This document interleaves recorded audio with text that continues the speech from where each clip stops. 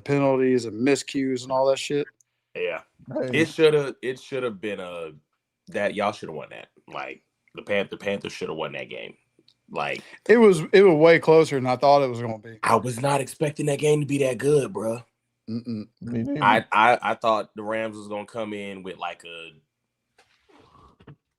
2 touchdown lead and just kind of hold it. Nah. Well, let's also be honest. If the Rams hadn't have shot themselves in the foot, that game wouldn't have been as close as it was. Yeah. Because Devontae, he wasn't playing, right? No, he played. Did he? Yeah, he played. Oh, he had a couple of like over 20 catches. Okay. I think he might have scored a touchdown, but he was basically irrelevant for most of the game. Oh well. That's from what I saw anyway. Like I said, I fell asleep at like halftime. When I woke up, the Rams scored to go up, and I was like, "Yep, that's it. That's it. It's over." And then I instantly felt bad for Nate. I was like, "Damn." Yeah, I saw that Instagram group chat, and he was starting to believe a little bit, and I was like, "Oh, don't do that, man. Don't do that. Don't do that." As soon as you start buying into it, that's when they're gonna let you down. That's when they'll let you down. That's when they'll let you down. And if anybody understands that, it's me. I don't believe all season at all. And then like they put some stuff together, and I'm like, we look a little good this year. 3-game losing streak. Never mind. So the manager at Pro Image, he's a Cowboys fan. Yeah. Yeah. Yeah. And me and him chop it up every time I go in there. Hey, we scored. Oh, there's a flag.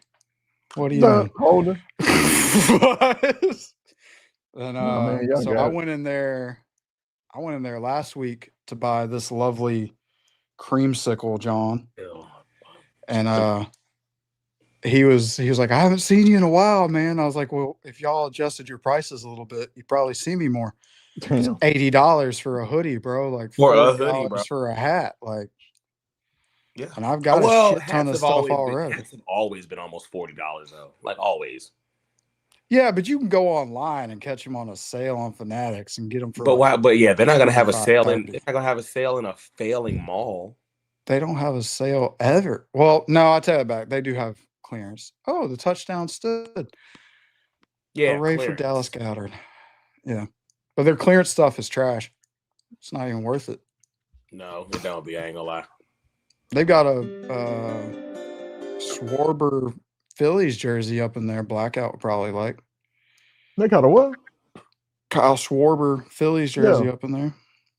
Okay. I don't know. I don't know why it's on clearance. Oh. Nobody's buying merch. You know, it doesn't matter what merch you buy unless it's Dodgers merch. Look, not the double thumbs up tonight. Yeah. That's the new. Hey, get that one, Ashley. Screenshot that one. That's what replaces. You so childish. I just realized, like, you so childish. you so petty, bro. Oh, you saw it? Oh, you saying? No, not even that. But like, you know, that's gonna replace. But that also was a shot at Cody too. Like, you just. Oh my god. I know. Y'all, you gonna grow up one day, bro. I will. What up, everybody? We bite. Sorry, we had some technical difficulties. Apple, in its amazing wisdom, issued out another iPad update. So I was like, yeah, like in the middle of, I was like, update.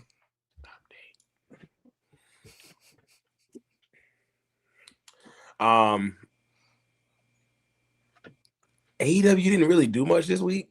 And TNA is gonna premiere Thursday. Like, they had I ain't gonna lie, TNA had a pretty decent show Thursday though. It was. I'm not gonna lie, it was actually pretty decent. But y'all know why we here tonight. WWE pretty much ran a news outlet this week, and they finished. The smile that you have just so you can get ready to talk about Cody losing his belt is crazy. Like, you were so excited about this right now. It was It was breathtaking. Oh my gosh, y'all! I'm sorry for anybody who is new to the channel or hasn't seen in a while. This man does not. He's not. I look sleepy, bro. I am. He's not the biggest Cody Rhodes fan. He was Cody Rhodes, and he was in AEW. But hey, that's nor here nor there, is it? Well, no, because you were on the backside of that backside Cody run. You were booing him heavy too. Oh yeah, You were part of the problem. You were, yeah. No, I remember when we went to that December show, bro. You were booing Cody out the building. I was just like, boo, like, boo. It's like, oh, okay, yeah. You the reason he left. Yeah. No, I'm not. No, are we ever gonna get that story? One day in a book. One day, somebody will write a book. I mean, he's dabbled a little bit here and there. I mean, if anything, something was taken away from him. Yeah. I feel like. Yeah. Well, I mean, to be fair though, it seemed like as great as everything could have gone for that run, the inverse happened. Like you booked yourself into a corner not being able to go after the AEW championship. Yeah.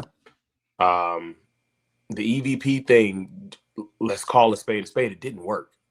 Like the Bucks having an EVP position, it didn't really do anything. Kenny Omega booked the women's division terribly for 3 years. Yeah.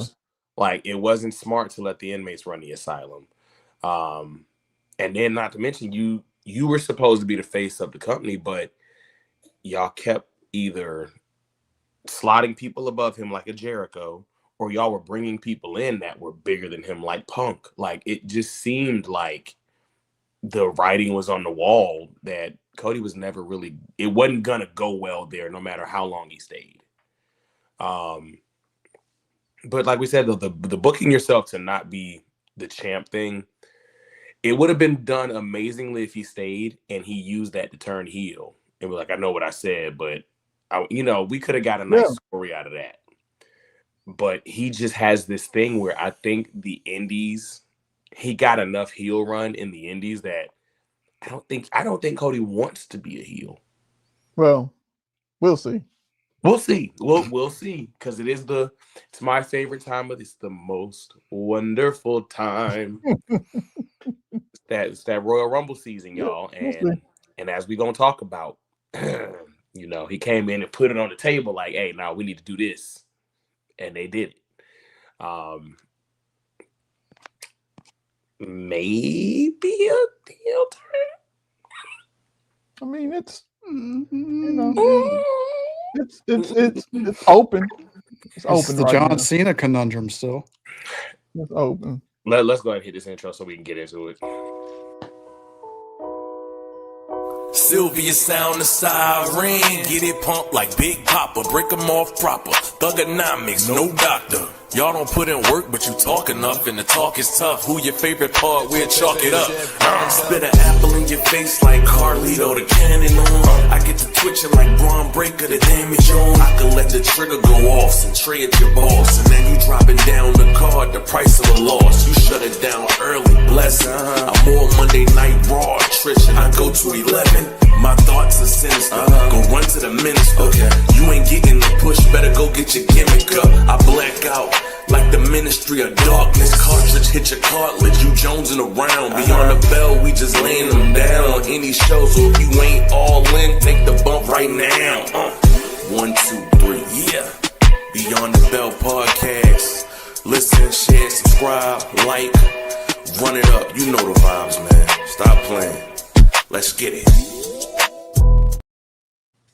What up, everybody? Y'all already know it's your boy Carlito the Cannon. I ain't even about to go through all the other spiel and unnecessariness because y'all already know on my right who we got.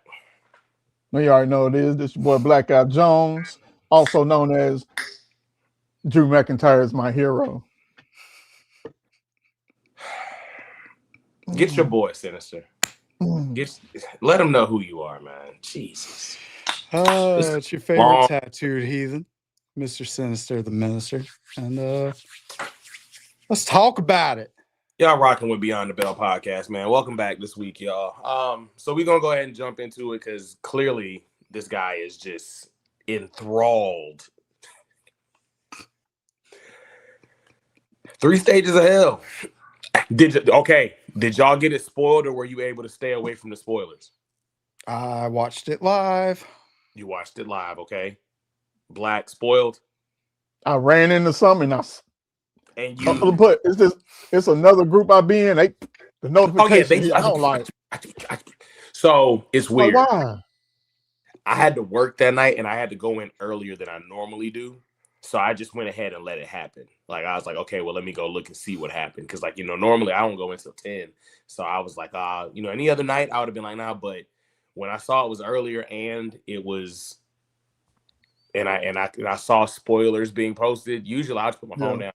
But I was like, let me see what happened. And then I saw it. And it almost didn't feel real, like the way I saw it. Because in the ring, I saw Jacob in the ring kicking Cody and Drew outside the cage. I was like, yeah, no, this ain't a real spoiler. So then I watch it, and I was like, oh, the way that I screamed at my phone for Drew to get his ass out of that cage. Yes. Well, but if Jesse Ventura would have been there, he would have been mad. Mm-hmm. Well, you know who fought it was JD from New York. JD.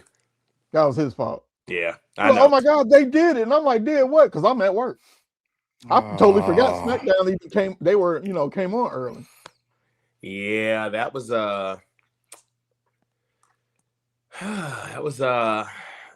fun. Yo. I'm late. My bad. I mean, don't worry about it's you. We don't. It's okay. Wait, where's the New Day? Oh no, they right there because my Christmas tree's still up. Sir, we're past old Christmas now. Your Christmas tree should have been taken down like a week and a half ago now, bro. Oh well. What you gonna do? I ain't gonna do nothing. Exactly. Listen, I don't care enough. You all right? You got it. You got it. Look, you got it. What you watching? The game. Oh, okay. All right. I got it on mute though, so we don't get sued. There you go. Y'all already know who it is. Yeah, Mr. Without 211 today. I ain't got none. Oh, that's why it's so cold outside. You saw the scratch? You saw the scratch? We fiended. No, me and my sister went in on a bottle last night. Okay. So I don't need none. A bottle of what? What is it? Lunazil? A bottle of Luna. Wait. Y'all got the Blanco or you got the Rep? I have no idea. Is it white or brown?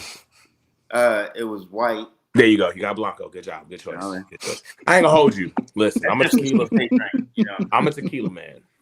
I love high dollar tequila. I love mid range tequila. I'll drink some bottle stress tequila. It don't matter. Luna's one of them ones though. Like if I got it around me, I'm gonna drink it. Mm-hmm. I don't mind Luna. I don't mind it at all. It's free, so I was drinking it. I'm sure if it's free, it's for me. There you go. Free 99. Free 99. I got it begs the question. I want to talk about that with Drew. It begs the question. With him getting spoiled, did he still get his moment? Yes, absolutely. Because he won it.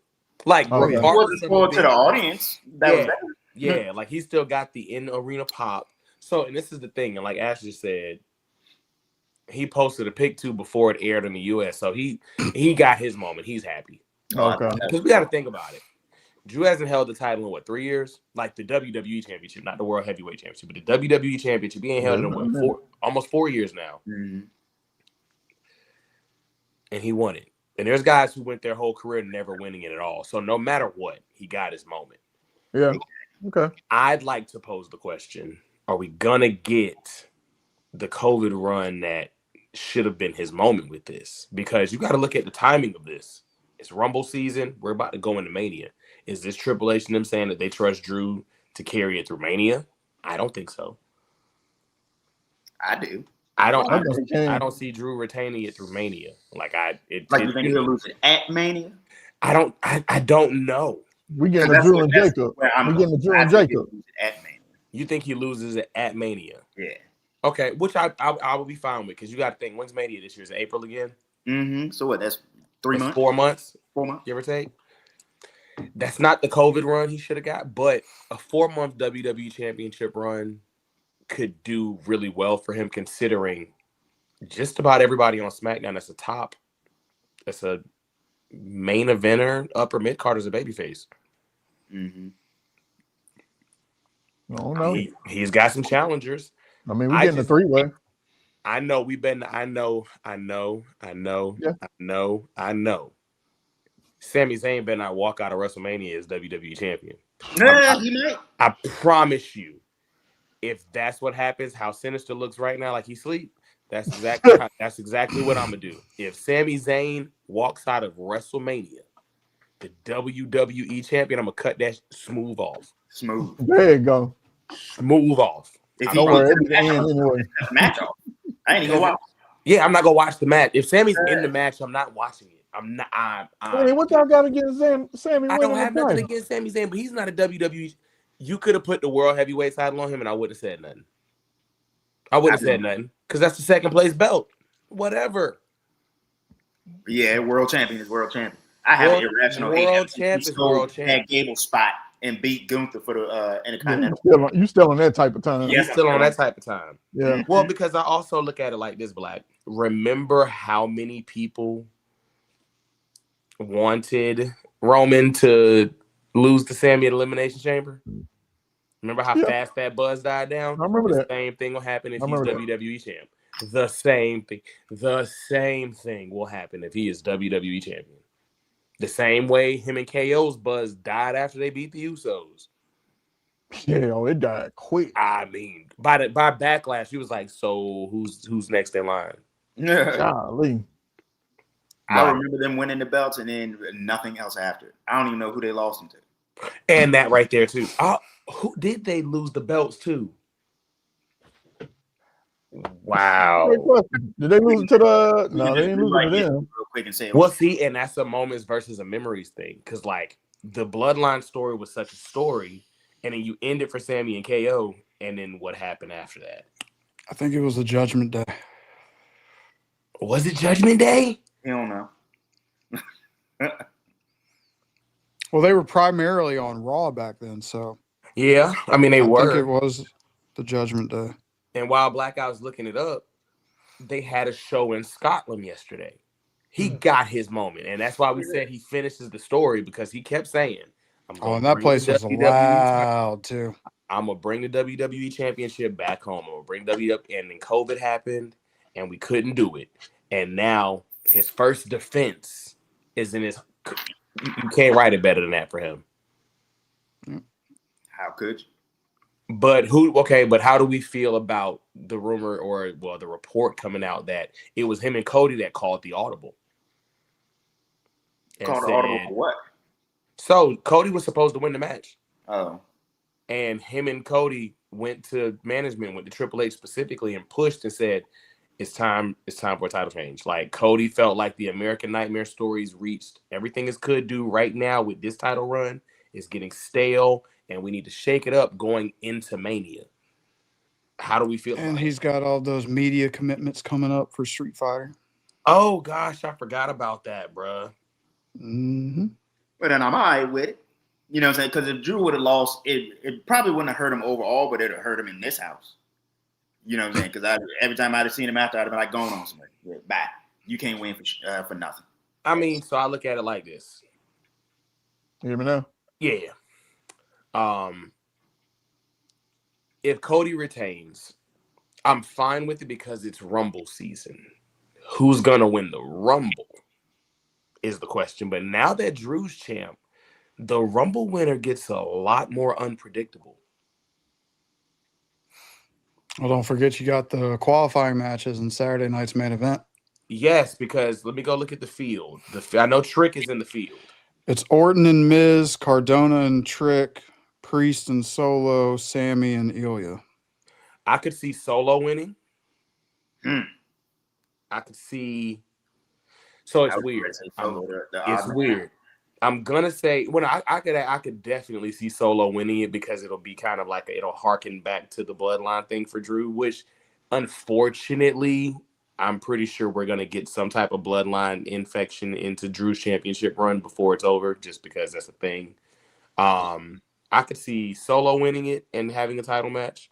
Yeah. Especially because it makes Drew, because Drew's not really a heel if we look at it.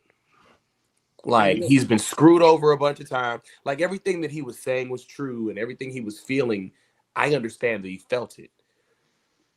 If you have Drew go against Solo, he now has to fight the whole MFT. So it kind of adds some credibility to his run. I would love for Trick to win it. That would be beautiful. I would love for Trick to win it. I am starting to come around on Trick. It's been a slow.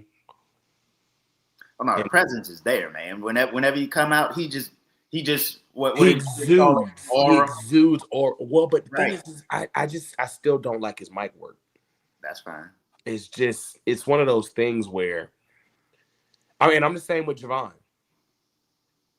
Well, you don't like his mic work? No.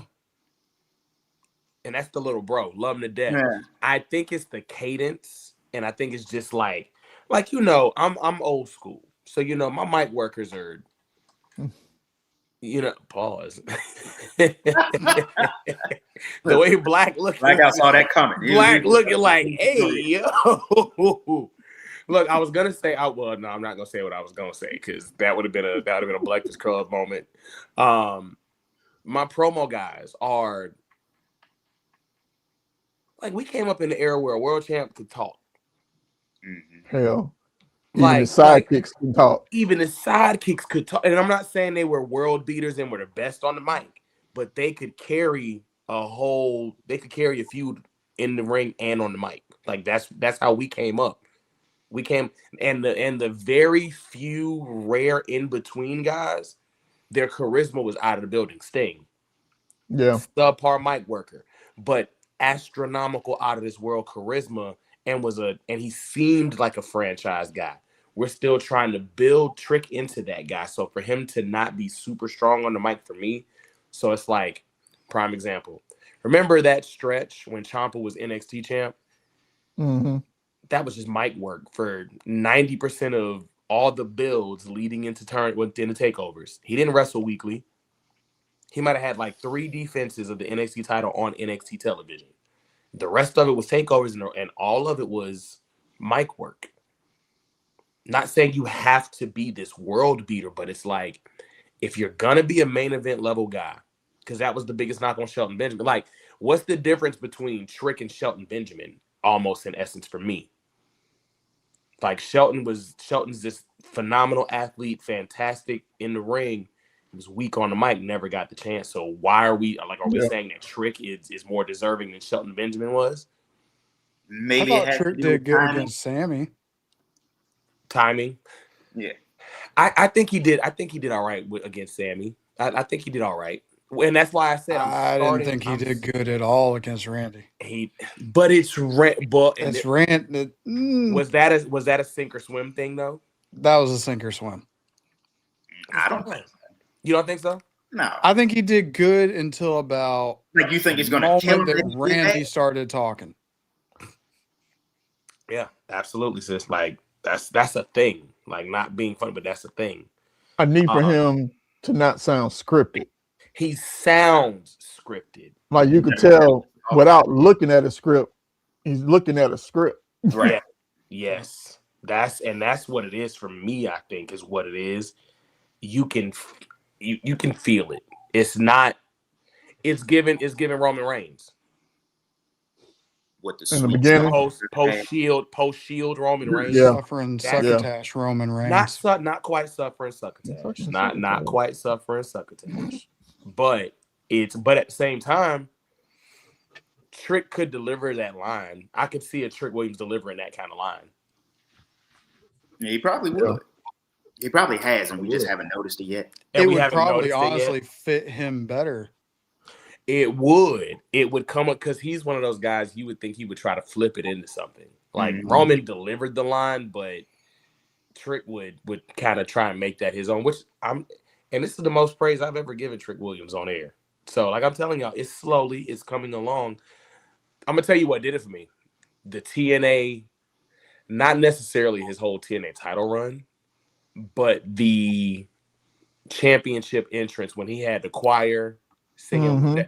That's when I started being like, because even my wife was like, "No, that's hard, babe," and I was like, "Okay, she's not even a big wrestling fan," and even she was like, Right. I always liked hated the entrance. Huh? Oh, she My hated wife it. hated the choir. Why? She hated it. Yeah. No, tell sis we gotta talk, bro. I don't like that. It's weird though because it's like he didn't have any more of those moments. Trick is mostly entrance, and what? You know what I mean? He's got a couple of catchphrases. He's like Trick right now is in that he's in that post Rocky Maivia, pre the Rock Nation run where we're trying to find where you are. Like it's the fine tuning stretch, which I'm fine with. He's still young as all get out. He's a South Carolina. Oh, yes. That would have been perfect for him. For who? Trick? Yeah. When they were letting people just experiment, because a lot of people got shine in the Thunderdome that would have not normally gotten shine in front of fans. Which I was talking about this on Twitter with Public Enemies podcast. I'm still mad we never got the Adam Pearce and Roman match. Like with all the I want to see him knock his motherfucking head loose, man. And it's crazy because don't get me wrong, Roman would have dominated the match, but that one babyface momentum shift comeback would have been bananas. Yeah. Oh, I'd have been up out my chair. I'd have been out my chair. I would have been. It would have been ugly. I wanted to see that. So it's like for somebody like a Trick, and I don't even. And you know what? I'm not gonna say Thunderdome because that was such a special moment in time that we didn't realize what we had until it was gone. Trick just needs to be on more house shows, which we don't have as much anymore. They're not touring like that. No more. They do, but they do them so rarely now because Triple H is all about the talent getting time now. So like the Christmas tour. They don't even do the Christmas stretch no more. Like they don't. House shows are almost non-existent because you got to think about it. They were very rarely sellouts, so they were spending money on house shows instead of making money. Okay. Yeah. So it was just one of those things where they kind of, I don't want to say they ended it, but it was like we weigh costs versus revenue. Yeah. You know. Trick. Well, yeah, he was Apollo Cruz's Nigerian soldier. That is true. That is true. Yeah. Everybody was something like that once. Of course. Yeah, that's always fun whenever I see it. I'm just like, when you see it and go back. Like that stretch where it was like Mello, Priest, Braun Breaker, all of them were like security for stuff. And you're like, how far back does this go? You look at the Rosebud. Something like that. You said what? Said Joe Hendry was somebody's lawyer back in the day. Yeah. Rusev or something like that. Ciampa was a lawyer. Gargano was the elf. Like, there's so much of that you're like, wow, nice to see where you came from. I'm saying the greatest backstage character of all time, Stan. I just kicked Stan. The Rosebuds.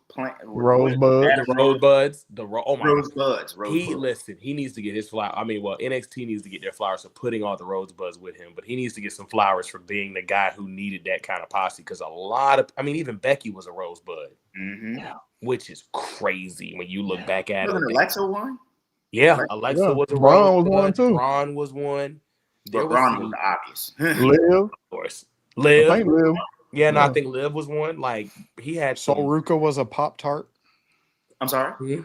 Sol Ruka was a Pop-Tart. Sol Ruka was a what? A Pop-Tart. Okay, Was it like SummerSlam or something like that? She dressed up as a Pop-Tart for one of those matches where it was like sponsored by Pop-Tart. Really? Yeah. Okay, That's wait. funny. Time out. Side note. George Kittle is out after suffering an Achilles injury. Oh no. I mean, sorry. Wow. Hey, yeah. Yeah. Wow. Yeah. Like that was an obvious one. Throw snowballs at kids. Like, what is wrong with you? He wanted to see the Hey downfall. man, he's sinister. He's sinister. He's He sinister. is sinister. Bro, like, no, we don't laugh or root. And I know you were the last one to talk about cheering about anybody being hurt right now, sir. No, I'm saying. So no, you're in timeout for a little minute. Just remember, turnabout is fair play. Turnabout's fair play, bro. Which, hey, listen, he learned that the hard way too. he learned that the hard way. But back to Cody and Drew. No, heck no. No, that was no. He's been out for a while. He's been out a couple times. Nobody is near as I mean, nobody. So if we're looking at reigns of kick out, TJ is like John Cena. That's because y'all don't let me be great. And every time I say something hilarious, it's probably, just towing the line and then somebody kick me out. It's not towing the line. There's a toe over the line. And we like it's never is over the line. But still, it is very yes, your foot be over the line sometimes. Over the line. Yeah, it's just like wow. But before we go, the Achilles injuries, man. These Achilles are made out of rubber bands and shoestrings nowadays, boy. You ain't lying. But Did Cody you hear and the Drew, theory about the 49ers injuries? no. So their stadium is like right next to an electrical station. Okay. And apparently somebody went out and Indian measured the electrical magnetic field that substation puts off. Apparently it's high enough to mess with the human body. So that's why they're theorizing that the 49ers players are always so hurt. Wow. Yeah. Ain't they moving sometime soon? No, they just moved to Levi not that long ago. No, that was the Chiefs. I was saying. Yeah. Look, he's trying to choke down that laugh. Anywho, as we were saying, because you about to be back in time. Yes, no, TJ leaps over the line. You do. Whatever.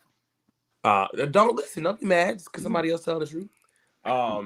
But Cody and Drew, great 3 stages of hell match. It was actually kind of one of those things where I'm glad they brought it back. Yeah. Because we haven't seen one since. It's been a minute. I just watched the NXT joint with Gargano and Adam Cole, right? Yeah, that's the last. But they didn't call it 3 stages of hell. I believe they called it 2 out of 3 falls. It was 2 out of 3 falls match. Yeah. It was good. Cody actually, I mean, other than the fact that he looks super unathletic when he did the dive in splash through the table, he just looks dead. He looks so bad. Yeah. I'm glad I'm not the only one that thought that. Those spots look so bad for him because he's the only athletic thing he does, and even then it still comes across as wonky sometimes, is the super Cody cutter. The way he climbs the corner, it be smooth, but then the delivery on it is usually kind of But everything else he does is stop. What about the he kick? about slipped off that railing. His beautiful disaster kick used to be beautiful. Now it's just one of those things where it's he done made it a caricature. You know what it was? You know what it is? You know how when you go out there and you on the court and you playing against a 40-year-old who got the old man game and he hits you with the technically precise back down, turn around. That's what that kick looks like now. With the way he jumps on the rope is like how they teach it to you at the performance center. And then he turns around and you can tell he's not trying to land on his hip or his shoulder. It just looks it looks Because when he was dashing Cody Rhodes, he used to springboard off that joint and hit you with it. Hey, look, he's about 39 years old. His body can't do it like he can't do it no more. That's what I'm saying. He got that old man game now. You know what I'm saying? That's like us. Some of those Cody cutters didn't look good either. Yeah, a lot of Cody cutters don't look good. He needs to go ahead and just leave it to Javon. That could have been a Drew issue, though. That one that he did in the cage. Yeah.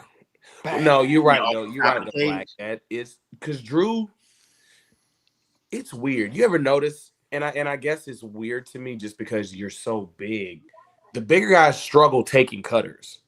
Yeah. Like when Randy RKO, some people they struggle on the bump. Drew struggles on the bump. It's like it's a long way to go, man. It's a long way to go. That's like when Kevin Owens used to pop up powerbomb Cena, and Cena would put his arms back here, and you can see it's just that looks like an ugly cell job, bro. You don't flat back. You said what? Said something got to break the fall. You can't just go flat back at 45 years old like him. No, I mean, but Drew's not 45. So why are you? Yeah, he's not 45, and he takes Cody cutters like it's almost like Like he forgets the crash pad ain't up underneath him, so he's bracing for the impact of it, and there's nothing there, so he just looks like he's just and he put it and he doesn't fall flat. He uses his knee. He uses his knee every single time. But at the same time, man, he's like what, 6'7"? See, that's what I'm saying. It's the bigger guys, though. I've noticed a lot of them 6, 7. No. No. Yeah. Good job, 211. I appreciate that. A lot of the bigger guys don't take cutters well. The Big Show. You could actually probably get more screwed up taking one like that than doing it the way he does. Than doing it because that's a lot of distance to cover, dude. Just go straight to your face. But Big Show never took a lot of stuff. Like his F5 cells used to piss me off. That's saying he would always like turn a lot of the stuff Big Show used to do pissed people off. What? That dude took a chop and it looked weird. Yeah. Like, he would take it like that or pause. Yeah. Jesus. Yeah. I'm waiting on it. Mm-hmm. I'm waiting on it. Yeah. Because that was 2 violations in like 10 minutes. Well, I tell you, it's gonna be a long night. Right? He'll be all right. You know what I'm saying? This is time of self-reflection. Self-reflection. Oh man, it ain't self-reflection when you have the power to bring yourself back. I mean, it is. I reflected because it wouldn't have been a moment of self-reflection if 211 didn't say it. I had 2 violations in like less than 10 minutes. Yeah, you're right. That was a pause. That was a pause. See? Look, this episode is brought to you by Pause, the sequel. Oh Jesus. What was I about to say? Yeah, I threw myself off. My Big Show. You like it on the show? Oh yeah, Big Show. Yeah, Big Show. But Khali was always overly unathletic. So everything he did was bad. That man could barely move. Yeah, right? It was so bad. They made him look good. Be Kevin Nash if he took bumps like that. Kevin Nash used to sell really well. He'd hit that mat and automatically tear every tendon in his body. Yeah. Wait, what would you say, 211? Huh? What'd you say, bro? I ain't say nothing. Oh, okay. You did, but you have forgot. I must did. Yeah, yeah. Kevin Nash took good bumps. Sid took good bumps, except for that big boot off the middle rope. Well, Kevin's Nash, his quads didn't take good bumps. Kevin's Nash didn't take good bumps at all. You know, he over there trying to talk with Annihilator. Yeah, no, not Annihilator. What flavor? That's up to him. I'm asking you. You over here accusing people? I ain't worried about what's in his mouth. Wait a minute, what? Exactly. What you say? Okay. This is gonna be a long night. Oh boy. Sheesh, Louise. Well, it's gonna be a long night, bro. I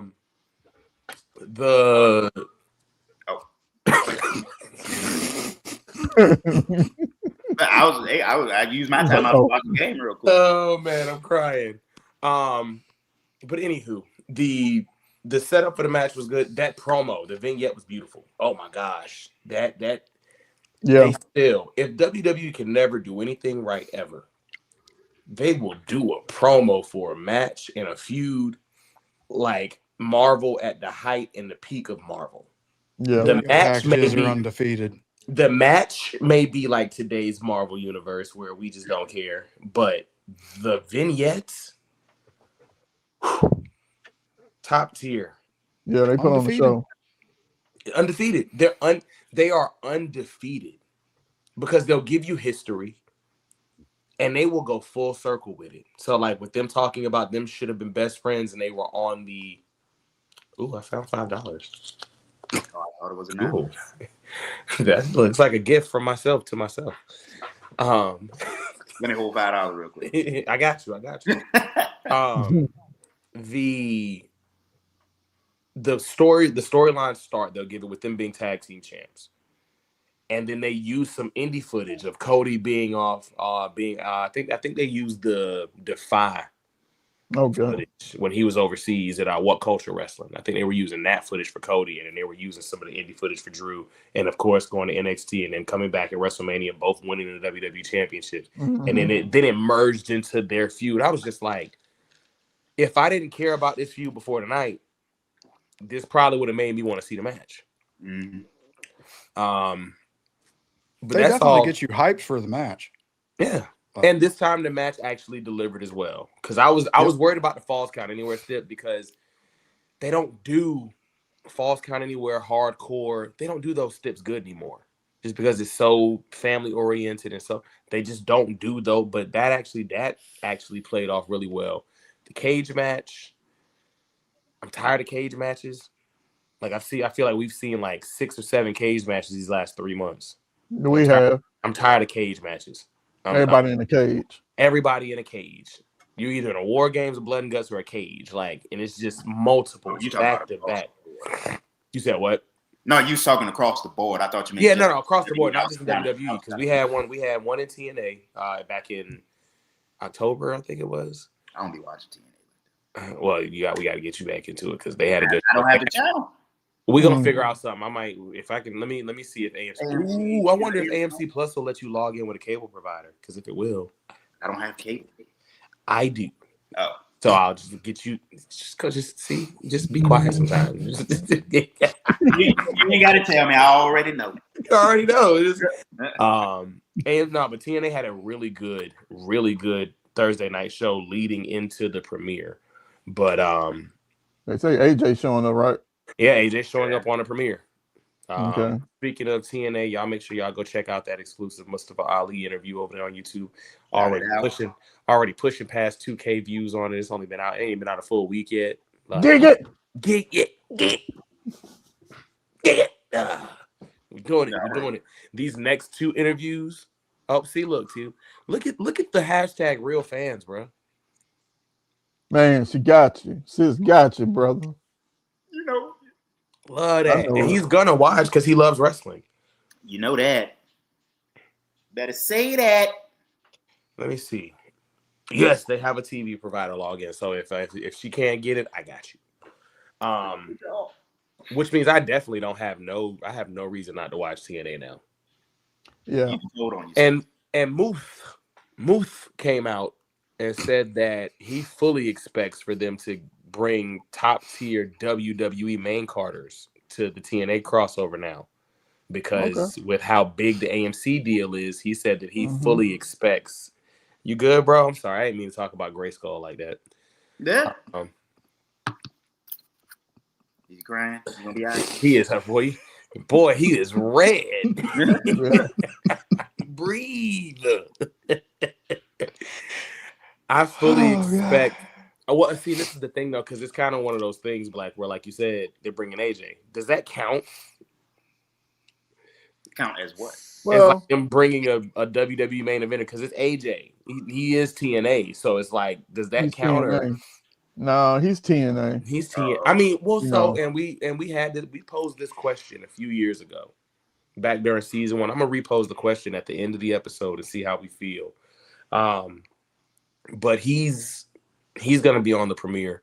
I wouldn't mind seeing guys like I wouldn't mind seeing OBA Femi go back. See Javon Evans go back. I wouldn't mind. This would be the time for you, if Drew hadn't won the title, send Drew over there. Let Drew go over there. Excuse me. I could definitely see a Sami Zayn go there. I could see Solo. I could see Solo take the MFT over there and go face either Order 4 or the System, or like I could see some of the main eventers. I don't see. We don't expect Cody to go. Which though, hey, I mean, if they want to boost them ratings for 1 week, announce Cody coming back to Impact. I wonder what the pyro budget is over there. They don't have the Cody pyro budget, bro. They just no, they ain't got that. I don't know. AMC may give it to them. No, I don't think so. Back in the Walking Dead days, I would have rocked with you, but now probably not so much. Probably not so much now. What you think about some of those AMC originals are real good. I guess so. We got Kazarian and Santana. Yep. We got the Hardys and the Righteous. No, that's at Genesis. That's at Genesis, ain't it? No, well, yeah, the Hardys and the Righteous. Hardys yeah, and that's Righteous Genesis. is at Genesis. Yeah, but it's the who's Hardys and Elijah versus the Order 4. Versus Order 4 for that Yeah. card, which is great, which kind of makes me happy that they're giving Mustafa kind of like a solid central standing on it. He did just announce that he re-signed to TNA. I wish he would have announced that on our interview. You know. Shout out to Denise though. I'm not mad at her. She's top tier in the game. So you fully expect those kind of exclusives to go out there. Ooh. He is injured. But when he comes back, Dom would be a good one to send over to Impact for a week or two. He's injured, just holding the IC title. Just holding it hostage. Yeah, everybody injured. Everybody the women's world champion, Dom. He has both belts. Who is the women's world champion? Stephanie. Oh, right.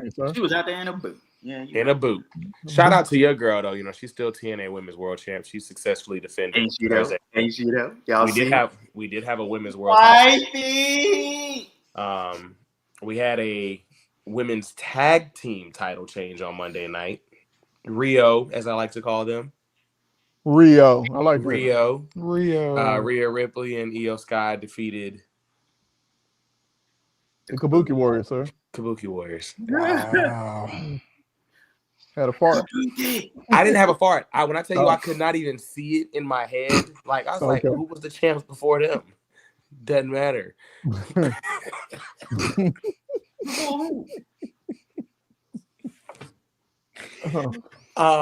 I gotta stop.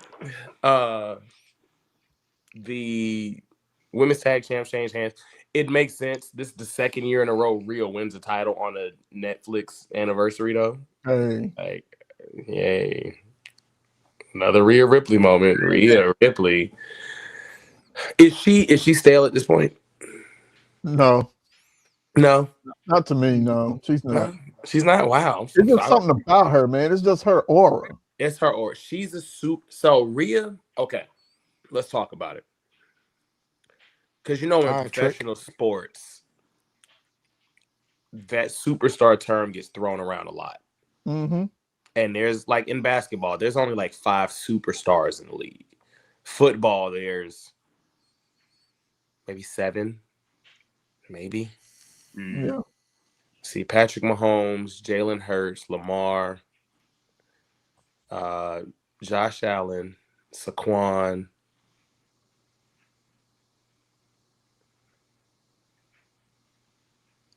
Anybody who's in a Chunky Soup commercial. Yeah. I mean, that's about it, right? Yeah. I'm trying to think. Like, I don't want to discredit him, but I think like superstar, that's about it. Lamar? Or do you already say Lamar? I said Lamar, yeah. I said Lamar. Okay. You know, in professional hockey, we got what, 3, Shane? I don't know who in there. Yarmir Yager? Less than 3. Yeah, it's less than 3. Yager. Are you talking about like actively playing? No, yeah, like actively superstar level right now playing 3, maybe 2. 2? There's 2. 2? Sidney Crosby and Ovechkin. And they all been there 30 years. Well, and not even just that, but you got to think. You see how excited he was that he knew one of them? Yeah. That's a superstar. Like, if I know your name and I don't watch your sport or what you do, you're a household name. That's a superstar. Yeah. Rhea's a superstar. Yeah. Male or female, period. Yeah, because there are people that I've come across that don't know anything about wrestling, but they know who Rhea Ripley is. They know who Rhea Ripley is. There are people that I ran into at a horror convention when I met the guy who plays Art the Clown, who know who Rhea Ripley is, but don't watch wrestling. Yeah. And see, that's the thing, and that's kind of like the beautiful thing that WWE's done that we just can't see right now because Bianca's out. There's 2 types of superstars. She's the professional wrestling superstar. Bianca is the superstar. She's great in the ring, but she's also who you're going to have on Hulu having her own show at the press conferences. And I don't mean just like the media scrum, but I mean like the ESPNs.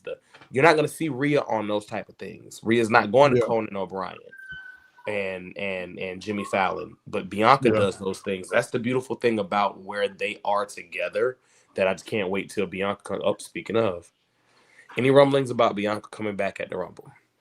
I've heard one or two, but I have. So, Ash, this is also the other thing. I'm like you when it comes to spoilers, but I'm even worse during Rumble season. I leave groups. I delete people. I stop talking to people. I stop watching other podcasts. Like, the Rumble for me, going into Mania, is the end-all, be-all. It's my team made the playoff. I mean, my team made the championship, and it's the best of a 7-game series, and I want to watch and be enthralled and just whatever. That's this time for me. This is for my DBZ guys. This is my Frieza saga moment. Running home after school. Goku went Super. This is that moment for me. Yeah.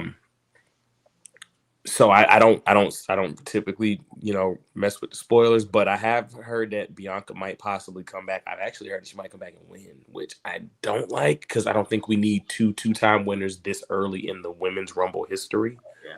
But I don't book, so But it'll make sense for who it'll make sense for who the champion is.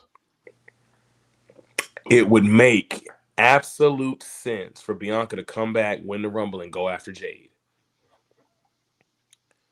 Which, like I said 2 years ago, Yeah, I said it 2 years ago. I hate that they even were attached when Jade first came in, because guess who's got to be attached to her whole career? Bianca. The only time she's gonna matter, and it's unfortunate. And I'm not saying this is a slight to Jade. I'm saying this is a slight to how they book her. Jade is the most relevant when she's involved with Bianca. Which is, hey, it's okay. I mean, there's nothing wrong with having your arch nemesis, but I'd love for them to give Jade something creatively for her to stand on her own as Jade. Right. Like, no previous ties, even during this run, she hasn't defended the title at all yet. At all. We did all of that to get her the belt. Well, I mean, Punk just defended his title. Punk's also 49 years old. That's true. He is 49. You are absolutely correct. And I think he might be older than that. Is he 50 yet, or is he 40? I don't think he's 50. He looks 50 piece. He looks 50 piece, but he ain't 50. He moved about 53. Yeah. But go home and sit it down, CM Punk. Shit. No, he's younger than me. That's by a year. He's 44? 47. Damn. I didn't realize you was that close, bro. All right, man. We almost there at half centennial. Yeah. Hey, what we doing for 50, bro? What we doing?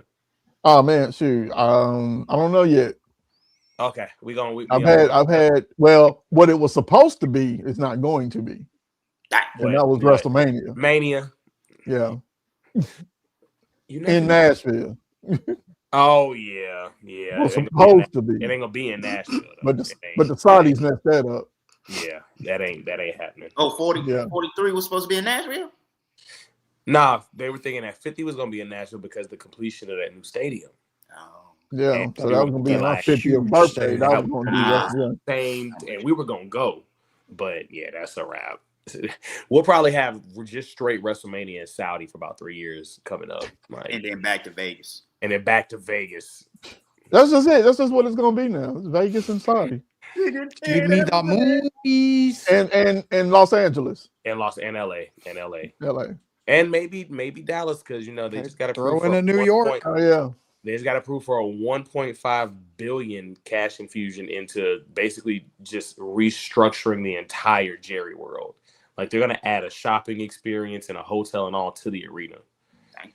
Yeah, I know. Like, it don't make no sense. We don't win nothing. So what are you doing all this? I mean, where all this money coming from? Listen, so Jerry has it, but Jerry will get money from the city. Like, when I tell you, because that's why the stadium is in Arlington and not in Dallas. Because Arlington decided I think if I'm not mistaken, they paid for 40% of the stadium. Jesus. So yeah. Oh yeah. No, that's why it's not in Dallas. They gave him money. Just to bring the stadium. Just cause no championships. Just bring a stadium. Just bring a stadium. Yeah. We don't need the Super Bowls, Jerry. Just bring people to Arlington. Bring people to Arlington, because I would have never stopped in Arlington had that stadium not been there. So me neither. But no, Mania is gonna be Yeah, Mania might be. But Rhea and Io being tag champs is cool until it gets to WrestleMania because they're gonna lose the belts in Mania. Who are they gonna lose the belts to though? Like, there's no Liv and the other little one. Liv and Roxanne. Liv and Raquel, yeah. Roxanne. No, not Raquel. I don't think it's gonna be Raquel. I think not Raquel. Roxanne, yeah. Roxanne. Yeah. Raquel so I have seen. Yeah, I think Raquel's gonna get that Women's World Heavyweight Championship. I have seen that some people are hoping for Rio to turn, or for Rhea. What do they want? They wanted Rhea to turn heel on Io. Nah, that would put Io back up in that super duper over babyface role. Because it's almost like, hey, oh my God. What? It's just, that's so stupid. It is. Why do we keep doing the same? She literally just got turned on. Yeah. That's how this whole thing came about. Why are we doing this again? Kabuki War. The Kabuki Damage Control, Asuka and Kyrie. Then you gonna throw Rhea in there? Like, bro, come on. Well, but you can tell that's like back in the day when every female storyline was, you were my best friend, now you're not. No, that's like every time Sting decided to trust Ric Flair. Every single time. Never understood that until towards that end, that tail end. The tail end, yes. But it took him that long to Rick what Rick was doing to him. No, I'm talking about like that 95 Arn and Brian Pillman versus Sting and Ric Flair and Halloween Havoc. When he, oh my God. Listen here, bro. Listen here. I was born in 1989. So in 1995, I was 6 years old. That hurt you. The level of cry. That hurt you. And I didn't cry like boo-hoo cried. Yeah. I like ran and hugged my mom. And oh my God, how can he do this to Sting? Like, I was like viscerally sobbing, snot. You know, I was doing that. Oh, the asthmatic cry. I would have been that guy that would have told you, "Oh, I seen it coming." And I would have been, I'd have thought it. You know how little kids like to pick something up and try to act like they're gonna hit you. That would have been me. Yeah, I'd have been tight with you. Because because that was like it was gonna be the greatest hot tag ever. It was because it was literally like Flair had been gone for the first 8-9 minutes of the match, and Sting was just getting beat on and jumped, and Ric Flair came out bandaged up in them khaki dicky looking pants, limping down, halfway bleeding, and on the apron. Oh my goodness! And all this, and when Sting went and hit that tag and collapsed with it, and Flair got in and hit that dance, I was like, oh, he about to.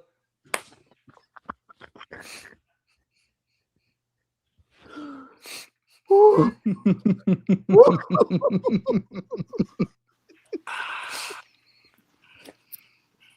you know why it's so funny? Because I just saw that last week. Did you? Oh, you suck at life. I saw it again last week. I hate you. Oh gosh, that was cold-blooded. It was cold-blooded. I'm not gonna hold you. That's why still to this day I've never rewatched Ciampa turning on Gargano. I still to this day have never seen that turn except for live. Oh yeah, I saw it the other day. Because that one hurt me just as much. So y'all have impeccable memories. Did you mean to say you can't remember yesterday? Yeah. I can't remember. Oh man. Yeah, we're gonna give it that. We'll give it to you. We'll give it that one. See, she got my 211s. That's why I ain't got none. Oh my God. Nobody wants them, bro. Okay. Tell that to the person that can't spell right. Oh, he coming for you, sis. That's cold.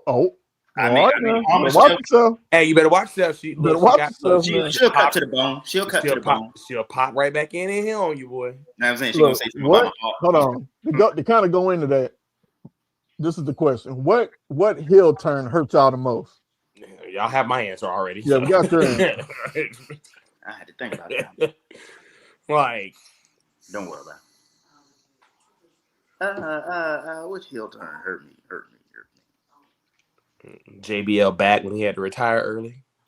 No, that one hurt, but it ain't killed me. Okay. Like when he lost the belt to Rey Mysterio. That's what you talking about? Oh my gosh, yes. Yeah, I was like, ain't this about? All right. I'm mad at it. No, I know. Probably for real, probably Hogan. Wait. In You know real life, you mean the real life heel turn? No, not the real life heel turn. Oh, okay. The Bash at the Beach one. Oh, okay. Okay. I was probably like 6 or something like that. Yeah, I was. Okay, I remember I was okay, still young, okay. but I never liked him. So I remember I was Okay. still young though, but I could understand. I could see that one too. Yeah, I was like, about time. That's what I was on. I'm just glad it wasn't Sting in the ring that took the leg drop, because that would have just made that. Then that would have made sense for Macho to do it. It made sense for Macho. Yeah. But why did Lex have to get carried out? Is like y'all could have done that. Y'all could have had Hogan still come down and help eventually, but like he didn't matter. They made. He didn't matter in that match. He didn't matter in that whole situation. The only two people that mattered was Macho Man, who used to be with the WWE, and Sting, who was going to become the Crow. That was it. Okay. Well, but Luger used to be with WWE. Yeah, that's cool. But we know he an NWA WCW guy. Okay. He said, "Yeah, that's cool," but sheesh. Whatever. What about you, Sinister? Oh. Which one hurt the most? Yeah. Oh man. What hurts the most? Probably when Evolution turned on Batista. Okay. Okay. All right. I love that one. I love that one because it was. I was going around frequently back then. Yeah, that was a thing. See, I loved when Batista powerbombed Triple H through the table and announced that he was coming after him at Mania. I still have that on VHS. Yeah, I recorded it. Well, see, it didn't hurt me for Batista's sake. It hurt me because I knew that he was going to take that title away from Triple H. Yeah. And I was real. Hey, but the program was phenomenal, though. That was a great. And the fact that he let Batista ending in vengeance and the Hell of a Cell match. Hell in a Cell. 3 straight pay-per-view wins over Triple H is crazy. That's crazy work. What's yours, Black? Is it the Road Warriors turning on Sting? Yep. I something in me when you ask that question, because that just lets you know what level Sting was at. Because they could have never done that with anybody else and people cared. Yeah. But wow. Yeah. You saw that live though. That's crazy. Yeah. Yes. Oh, it hurt. Did it really? Because the way they beat him. Yeah, he stole something. They beat him like it was his fault. Yeah. I didn't watch that. And they mad at Dusty. So he took it out on him. Yeah. It was bad too. I ain't gonna lie. I think I've only watched that like 2 or 3, like maybe twice. Because they gave him 2 different doomsday devices. Yeah. Yeah, they gave it to Sting, bro. Like I ain't gonna hold pause. And you know how bad it is when the Road Warriors turn on you and Rick Steiner and the Varsity Club are out there worried about you. Yeah. Ivan Koloff out there worried about you. The Varsity Club. Oh, the Varsity Club. Yeah. It wasn't so much a heel turn, but you know what did hurt me when Darren Drozdov tried to kill Roy Hall. Oh man, bro, when he fell off the top of that Titan, that was crazy. Because I was just I hated that. up there. I hated that. Oh my god! I hated that, bro. I hated it on so many levels. It wasn't in good taste, but I look at it like this though. That was one of those things that reminds me of just how overrated the Attitude Era was, because it was just shot. It was a bunch of Jerry Springer TV with 4-minute matches. That was literally all it was. I mean, that's what it needed to be. Like, don't get me wrong. A lot of people who love the Attitude Era, they love the superstars. They love the unpredictability. But the matches were bad. It's like you ask somebody what their favorite anything from the Attitude Era. Stone Cold driving his Zamboni. Exactly. Driving his Zamboni or something like that. It's never a match. Yeah, that was every week. That was every week. It was when every cement truck. It's like, bro, that was the week before. That was the week before that. yeah. That was every week. But that's why I give the Attitude Era a pass, because they were giving us high quality TV. Like TV weekly though. Like, go ahead. No, go ahead. But look what era we were in. We were era of the jackasses. We were in the era of ECW. We were in the era of dumb stuff. So they just went with it. It was popular at the time, and Jackass is literally only a few years away. Literally a few years away. Not Russo-rific. Oh yeah, Russo-rific. Ooh, that's a word. Russo-rific TV. You ain't lying. Sheesh. Boy, it is crazy to look at how it's changed, like generationally, though. Like when you go back and you look at what was going on with like Jackass, and it would never apply today. Like, no, God, no, like at all. No, dude. Wait. Time out. Like in the arena, yeah. If you say you fall down a peg or two on my favorite people list. The level of jealousy. Because think about it. How many of these kind of moments were you there live for? That's true. Well, that I wasn't there for any Stone Cold moments. I wasn't there for any I was there for, so let's see. I was there for King of the Ring 98, but nothing like that happened. Yeah. Like I was there for NWO stuff. Set on fire. Yeah. That's about it. Let's see. I got to watch The Undertaker come out of a casket. See, that's what I'm saying. Like stuff like you don't. There's certain things that have happened that you're like, I was there. Yeah. But to be there at the height of the Attitude Era and to be there for that kind of stuff. Bro, I won't forget it either because it was Mr. Kennedy was still with WWE. It was a taped SmackDown in Florence, and Undertaker, like, they drove him out in the hearse, and he came out of the back of the hearse in a casket. Dang. I love that guy. That's when I learned that the pyro at those shows is hot. Ridiculous. It's hot. Yeah, yep. Well, hot. Mm-hmm. That pyro. Batista's pyro back then shook the whole floor at Civic Center. Yeah. Yeah. I think I was at Fist was going crazy. I think I was in another section somewhere at that same show too.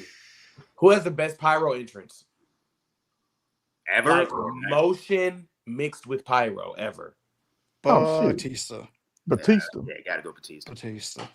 I think it's Batista. Yeah. Or Kane with the fire. I always dug that. So Kane's when he nailed the timing. Opposite. I look at them. It's so different that I can't compare them. But I get what you're saying though, because it was iconic. Kane's is iconic. Yeah. I've done this before. But dude, I came across a video from a Raw when he got unmasked and had that interaction with Bischoff in the ring. They brought him out in the handcuffs. Yeah. That was the most perfectly timed fire moment because they took the cuffs off. He threw the towel off his head. Fire. Boom. Like, perfect. And Bischoff looked shook. You know who has an underrated one, though? Razor Ramon. Oh, God, yes. Ooh, Razor. Wait a minute, what was the question? Who has an underrated pyro entrance? Razor, definitely. Randy's I love the and he would hit drop. it and the sparkles drop behind him. It's two for me. It's Randy or Sparkles behind him when he hits my light entrance. The burning my light entrance. That is it's near and dear to my heart. I've always loved Kurt Angle's. Yep. I thought it was cool. It was I thought it was simple, but it was. And I don't like him. Not him personally, but I was never a fan of him. But I love Edge's too. I think Edge had the best pyro.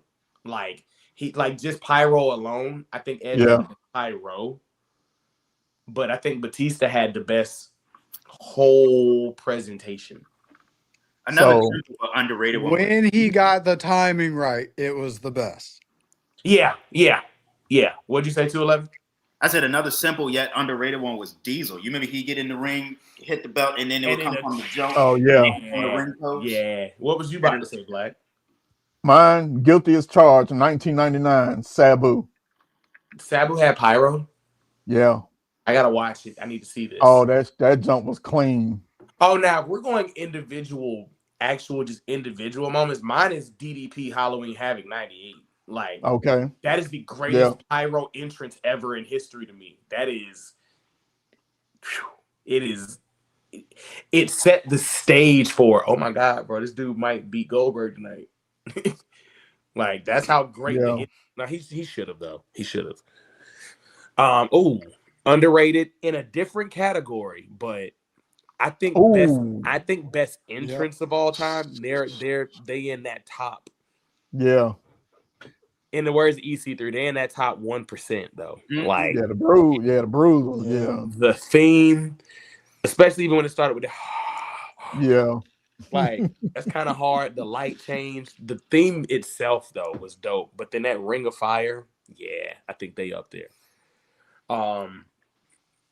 But yeah, we got way off from EO and Rhea Ripley. I know we did. But it happened. It happens. But EO and Rhea are tag champs. I like the Roxanne and Liv option. I don't see any other women's tag teams, so I don't know. Whatever. No, they've got Alexa and Charlotte in the mix still. Oh yeah. Okay. Nash. Whenever Charlotte doesn't supposedly have COVID anymore. Hey, what do you mean supposedly? Like, hey, that's what it is. She got to be it. She might have I don't trust them anymore when they say things about people. Oh, well, yeah. Okay. I can understand that. Who? Like, you lost that trust a long time ago. When WWE says somebody's out because of something and then it ends up being a drug a drug suspension. Right. Drug suspension, fake injury. Oh, Randy Orton got dropped on his head. Surgery. Surgery, but not really. Samoa Joe. Bro, you remember when Samoa Joe won the NXT title and then dropped it the next NXT show because he was injured? Supposedly. Ended up on commentary forever. Yeah, had a raincoat on, had a poncho. Oh my God. Hey, it was raining. What would you do? Nah, it was raining at that wrestle. You know what? You know what? It looked crazy. I look back at that WrestleMania. The moment I remember the most from that Mania was Drew tapping out to Lashley in the opening match. Like, that was so major at the time because Drew was the chosen one. This was the first WrestleMania back in front of fans, and that's how y'all went with it. And y'all didn't go anywhere else with Lashley after that. That's crazy. Nowhere. It's crazy. He was champion though, right? Yeah, he was champion of that, but it was just like, wow, like I thought that feud. I thought that feud didn't get enough legs on it either because there's two good workers. Speaking of Bobby, let me switch gears real quick to Shelton. Did y'all see that they thought he was crying? Yeah, I saw that. Gigantic story about him being emotional and oh man, maybe he's about to retire. He was like, I pour water on my head before I come out. It's like wow. Well, there was a couple of stories on why he was doing it. Why it looked that way. I love when the IWC goes through moments like that though, like the speculating and I know what I'm talking about. I have sources. Trust me, bro. I pour water on my head when I come out before the ring. And I don't have no hair to really stop it. And I have no hair. That's like Lashley. Can't be talking about Lashley not having no hair. Lashley was watching. He said, "Say something else." Black. Click. Fade to black. Yeah. Lashley don't show up to his obligations to do meet and greets, so you know. Y'all who's doing meet and greet? Lashley gonna show up like a sleep paralysis. Yeah, he sure did. Lashley don't show up to his obligations for meet and greets. If he did show up, it was too late. No, he didn't. They issued refunds for that. Oh wow! My bad, y'all. MVP or Lashley didn't show up. Didn't they say he was coming from the airport or something? Mm-hmm. He never showed up. Who? Lashley. WrestleCade. Yeah, WrestleCade. MVP and Lashley never showed up. They issued refunds for it. Well, MVP showed up the night before. But he was there the night before. But he left. He was. But he didn't come to the meet and greets. He wasn't going to do that. Unfortunately. Sheldon was the only one that was there. Yep. Well, shout out Shelton B. Yeah, shout out to Shelton Benjamin. SB Nation. How'd y'all feel about Raw, like the Stranger Things? Oh, it was cool. It was dope. It was not. It wasn't dope. No. I mean, the entrance. I mean, like the way they had the entrance. How do we do this and you don't have nobody from the show up? Wow. Nobody. Y'all That's not where I thought you were going to go with that. That y'all is true. Get one You're person right. to pop up on screen. Not one. You're right. You're right.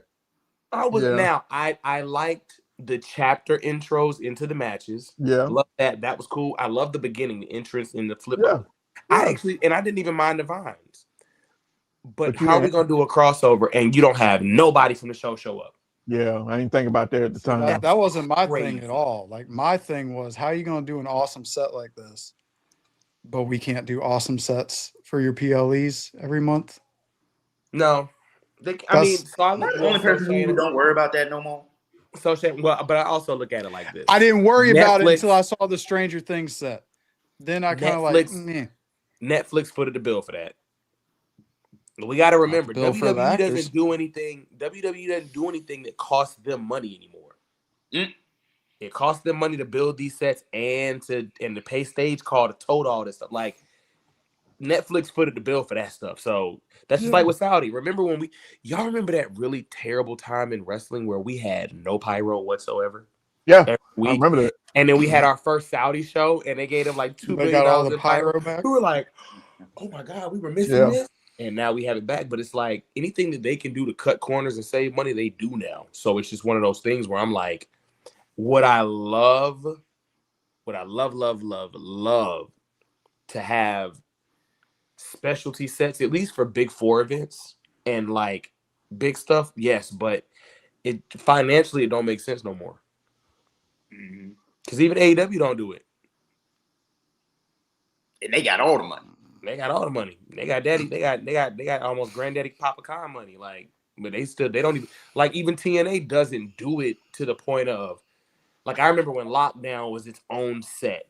Yeah. Yep. You know, Final Resolution was its own set. Destination X was. Nobody does that anymore just because it costs. Now, when we do, and I think also this is the other thing. I think when we do get the specialty sets, it makes them feel special. It make you be like, oh, I'm glad they did that.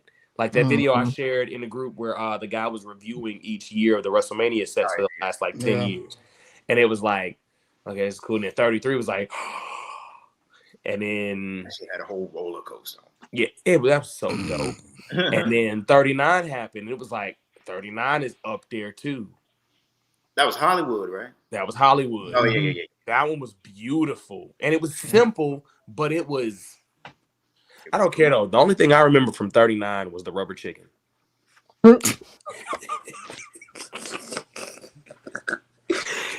I will never... Because it's wild, because it's like... You already feel bad for Cody sitting in the ring, just looking just so dejected and just defeated and just can't do nothing. And then they pan out. And the rubber chicken is sitting next to him. Like, who threw a rubber chicken in the ring, bro? Who got a rubber chicken in the building? Who got a rubber chicken in the venue and threw it in the? Because this is my thing. Did you hit Cody with it, and he still just sold the disappointment? Because like, imagine if they would have caught it on camera, the chicken just smacking him in the head and landing beside him. Now I really have no. I'd have been done. I'd have been done. Oh my gosh! But let's talk about the main event real quick, and then we'll slide over to NXT. Because, you know, as y'all know, we were live that night with y'all watching. Yes, sis, the rubber chicken. I'm going to go buy a rubber chicken. I ain't going to do nothing with it. I just want to buy one now just because that's so funny to me. You know, I also cannot find Cody's entrance anywhere. From 39? From 39. You cannot find that entrance on any, like, the actual version, not the fan cam. But Roman's is still up, and everything from 35 to 38 is still up for everybody's in. But you cannot find the Usos individual entrance with Lil Uzi Vert, and you can't find for real?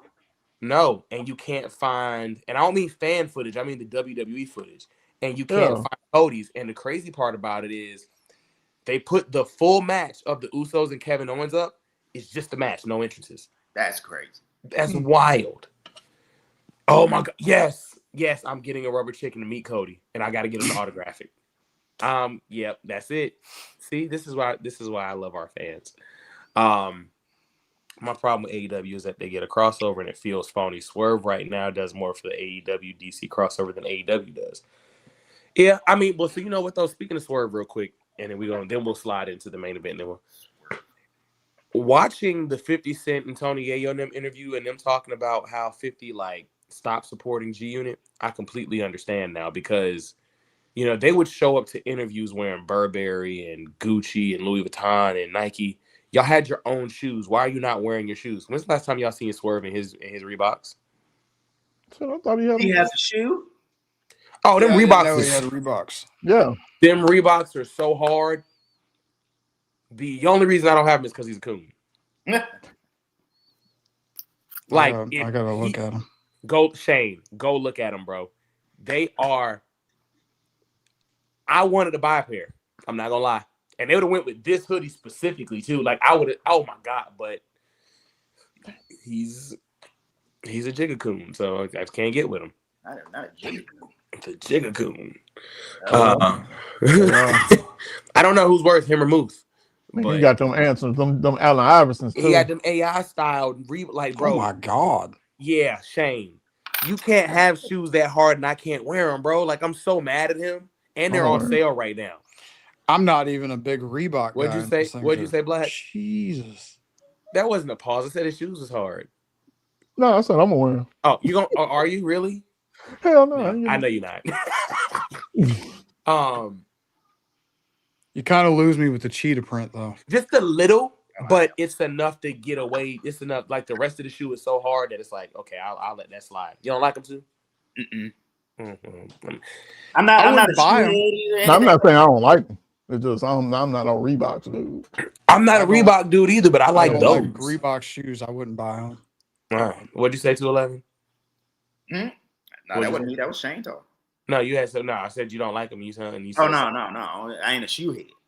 Oh, okay, gotcha. Now sneaker head. I mean, I got the AIs. You know, double cross answers. Oh, okay. The Jigacoon. Yes, he's a Jigacoon. $69.99 too. They're on sale, bro. Like I'm saying, How much they were? They were $160. They were $160. Now they $69.99. Nobody's buying them because he's not wearing them and promoting them. Well, first of all, Jake Elliott finally did his gone. job. You said what, Black? I said all the sizes gone. Oh well, they're not gonna restock because nobody want them because he's a coon. But anywho, back to them because they're kind of ugly. Oh, they got that Who's House on the tongue too. Exact. It's a hard shoe, bro. But anywho, the main event, Raw on Netflix. I loved it. The second half. The second half. Y'all remember we got off. We turned the stream. I was like, all right, this is not going well. He's gonna go ahead. It's Punkin' Rollins again. Literally maybe 37 seconds after we turned the stream off, they started cranking up, and I was like, I'm not going back live again just for the sake of doing it because now they want to turn up. Right. And they turned up. The botch. I don't think it was a botch. I think it was a planned spot. If CM Punk would have stayed upright, I'd have thought it was just a block. See, and that's my thing, but his legs were also on the outside. And anytime Breaker does that move, you literally will watch him put the legs inside the ropes and then go. Mm-hmm. But CM Punk was still suplex on the outside of the ring. Like his legs were draping the sides of the ropes. You can't, and even Lance Storm busted out an interview and said, you can't pull that move off if their legs aren't in the corner in the rope. So I don't think it was a botch. I think it was a planned spot. I love the match, the second half of the match, because to me, and I want to see how y'all feel about it, it gave rookie versus old dog, where Braun is feeling like he has to do every single possible thing, pull out every bag in his every trick in his bag, pull out everything to do to win the match. And the veteran is just like, I'm just waiting on you to slip up. Mm-hmm. And the one time you slip up, that's when I'm going to capitalize and I'm going to win. When Braun hit that, what did he do before he picked CM Punk up for the spear? He did something. GTS. Yeah, before the GTS, Braun did a move and then he picked Punk up to spear him, and that's when Punk kneed him. Whatever that move, I can't remember what it was. Oh, the gut buster. Yes, that. No pin. Why didn't you go for the pin there? You wanted to try to add insult to injury and inflict punishment, take the straps down, set him up, do the double run. You doing too much, young man. Slow down. Because think about it. That's what they did with Ciampa.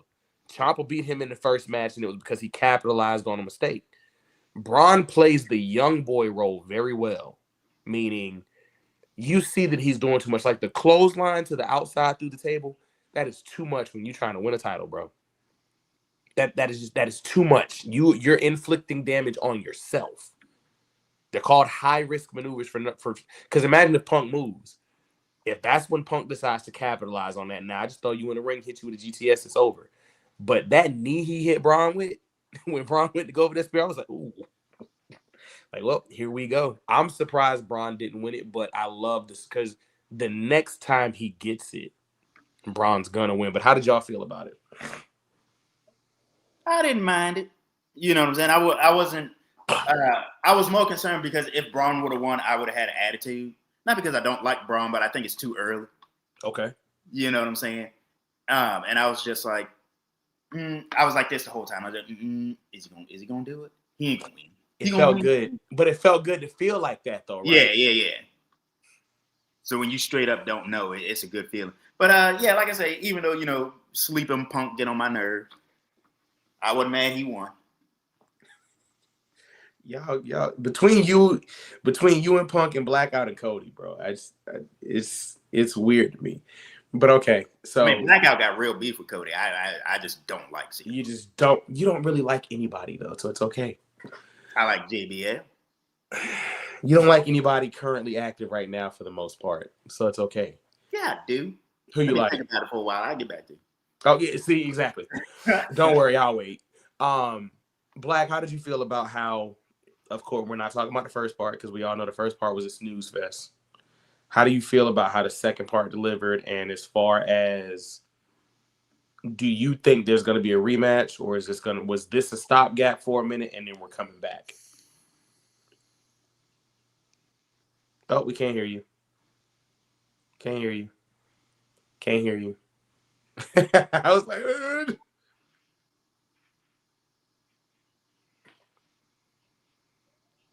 Somebody just speak for You you. broke it.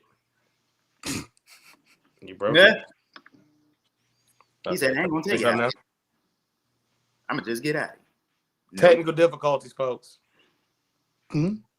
Leave and then come back. Sinister, how did you feel? I think I'm going to be in the minority here. I loved it from start to finish. Really? I liked the old school psychology of the first half of the match. Okay. The second half, I kind of looked at it almost exactly like you. I was waiting for Braun to make that mistake because you're doing too much. Mm-hmm. And it's almost like, to me, you didn't heed the words of what he said previously. Mm-hmm. You're ready, but I'm not ready to let it go. But I'm not ready to let go. So when you have someone like that, like the mentality that I'm looking at it, like you're going to have to, I understand where Braun was coming from, because it's like you didn't pay attention, but you did. Because he's not ready to let it go, I've got to hit him with everything. But it's like a football game. You got to be perfect for 60 minutes. 60. If you're not perfect, someone like Punk, who's much more of a veteran than you, they're going to capitalize on that mistake. You turn the ball over too many times, I'm going to capitalize on the mistake. And now I'm going to embarrass you because you do the clothesline, I don't have a shoe, and I still win the match. It was weird. The shoe thing, I was like, I hope he's not hurt. And that's something like, I didn't know what that was, but I'm glad. So the super duper funny thing, he went on like an interview spree last week, or well, this week. And he was talking about the shoe.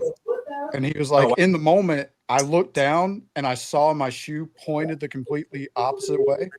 And he thought that he broke his ankle.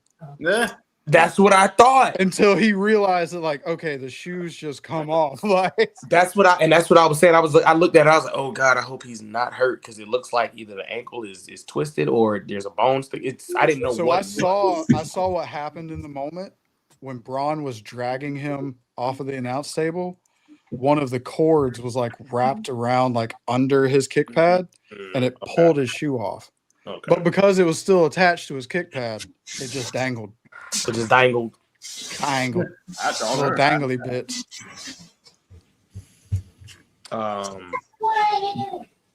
Who that holler? Who is that? Just hooting and holler. Is that Jordan? Mm-hmm. Oh. Yeah. Black, how did you feel about it, man? So the second half, well, that was what it was supposed to be, and the reason why I say that is because of the intensity of their promos. It matched up with the intensity of the ending of that match. In the beginning, it looked like it's not matching up with what y'all what y'all were talking about, leading up to this match. Mm-hmm. It's supposed to have been like that. In regards to Braun, I hope he doesn't get Samoa Joe. I hope he does. Don't get another title shot. Nah, Braun will get one. He's going to get another one, but it's like I think he's not going to get another one no time soon. I think they're going to move on from that. So does that mean Braun wins the Rumble? No. He doesn't win the Rumble. Does he win the Chamber? You looking for him to get a shot at WrestleMania and win the belt? I don't think he wins that either. I am. I'm looking at Braun to get a shot at Mania. Only just because every time, and it's never since he's taken over, every time Triple H has said this is a new era, there's been an era-defining title change. They said it was a new era, and it was during the Tribal Chief run. There's a new era when Cody won the belt. He's already said this is a new era, and it's, with the Netflix deal and everything. I'm just fully expecting him to. I'm expecting him to give Braun that strap just to see where he is, because that last Intercontinental title run he had when he lost to the Dom at Mania, it was going well, and I think eventually you can let Braun ride the vision for so long, but eventually it has to pay off somewhere somehow. Like, what's the point of him being in the vision and being the de facto leader now if it's not to win championships, and it's not to be the face of Raw, and it's not to have the vision stand at the head of Raw? They can beat everybody up all the time, but at that point, y'all just bullies. Y'all just beating people up just because you can. You just bullies. What's the point of this if he's not gonna be world champ soon? I'll give him another year. That's not. Well, so that brings a very interesting question to what Tu said. So you said you feel like it's too soon. So do you feel like it's too soon, and that's just how you're viewing wrestling, or do you feel like it's too soon for Braun Breaker? No, it's not too soon in that sense. Braun Breaker, I think it's the other. Because Braun been there, he's been there long enough. Yeah, he could have won the other night. He's a two-time NXT world champ, but two-time Intercontinental champion. The problem is you're in a group right now. Mm-hmm. You're not by yourself. There's other people in that group that probably don't even want you to succeed, really, and that may come down the line. Okay. But right now you're in a group. You're not the leader. We don't know who that is, but I'm pretty sure it's not those individuals that are there now, including Braun. So that's why I say it may take him another year. Okay. So you said you're the one that said it's too soon. Why do you think that? He just got there. You know what I'm saying? The just getting there and getting the world belt, or getting the I'm not gonna say just a belt, and getting the world belt thing. It's been done, but the wrestling community as a whole is just smarter than that now. So it's not as interesting when we didn't watch this man come up, and then he finally gets to Monday Night Raw, and it's like, oh, we're gonna give him the belt. Not yet. It don't feel organic enough. You know what I'm saying? So if he wins the Rumble, or if he wins the Chamber, like you said, I can see that. You just don't like the fact that he was thrust into a main event level storyline immediately, and now he's already ascending to the title without having earned that shot, basically, is what you're saying. Yeah, because you know what I'm saying. If he won it in a match, I'm cool with that. But he was just like, "Hey, CM Punk, bump you. I want the belt." Okay. See, and I was asking that because I was gonna play devil's advocate a little bit and counterpoint just to see if you felt that way. But now that you say that, my counterpoint actually it would have strengthened what you said, because I was gonna bring up Bianca. Because remember, Bianca won that Rumble after her first year on the roster, and immediately went in main event, well, not main event, but won the women's championship from Bianca. From Sasha that year. And I was like, for me, I think her winning the Rumble was too early. Mm-hmm. And you know, she went on and had that world title run, and it was like nobody remembers it. Yeah, I forgot she had won it, John. Yeah, that's what I'm saying. She beat Sasha, but nobody remembers the run. And when I was saying it was too early, I'm not saying she wasn't ready. I'm saying they didn't have a supporting cast enough ready for her to be champ. Because that's my thing with Braun. I think I'm looking for Braun to do it now because the supporting cast is already kind of in place for him to go on like a 6 or 7 month reign, where he has a couple of contenders and he has a couple of rematches where we can run through it. You know, he's got the Punk rematch is going to happen again. And if he beats Punk, there still needs to be one more match, like a rubber match. So that's their 3 matches. You got Sammy. And then with them being so interchangeable, I think you have, like, if you don't want to put a belt on Ilya on SmackDown, you can throw an Ilya Dragon off of him. He still has to run back into Gunther. He could do an AJ Styles match during Styles' retirement run. For me personally, I want to see Brock face 2 people. I want to see Brock face Braun Breaker, and I want to see him face OBA Femi.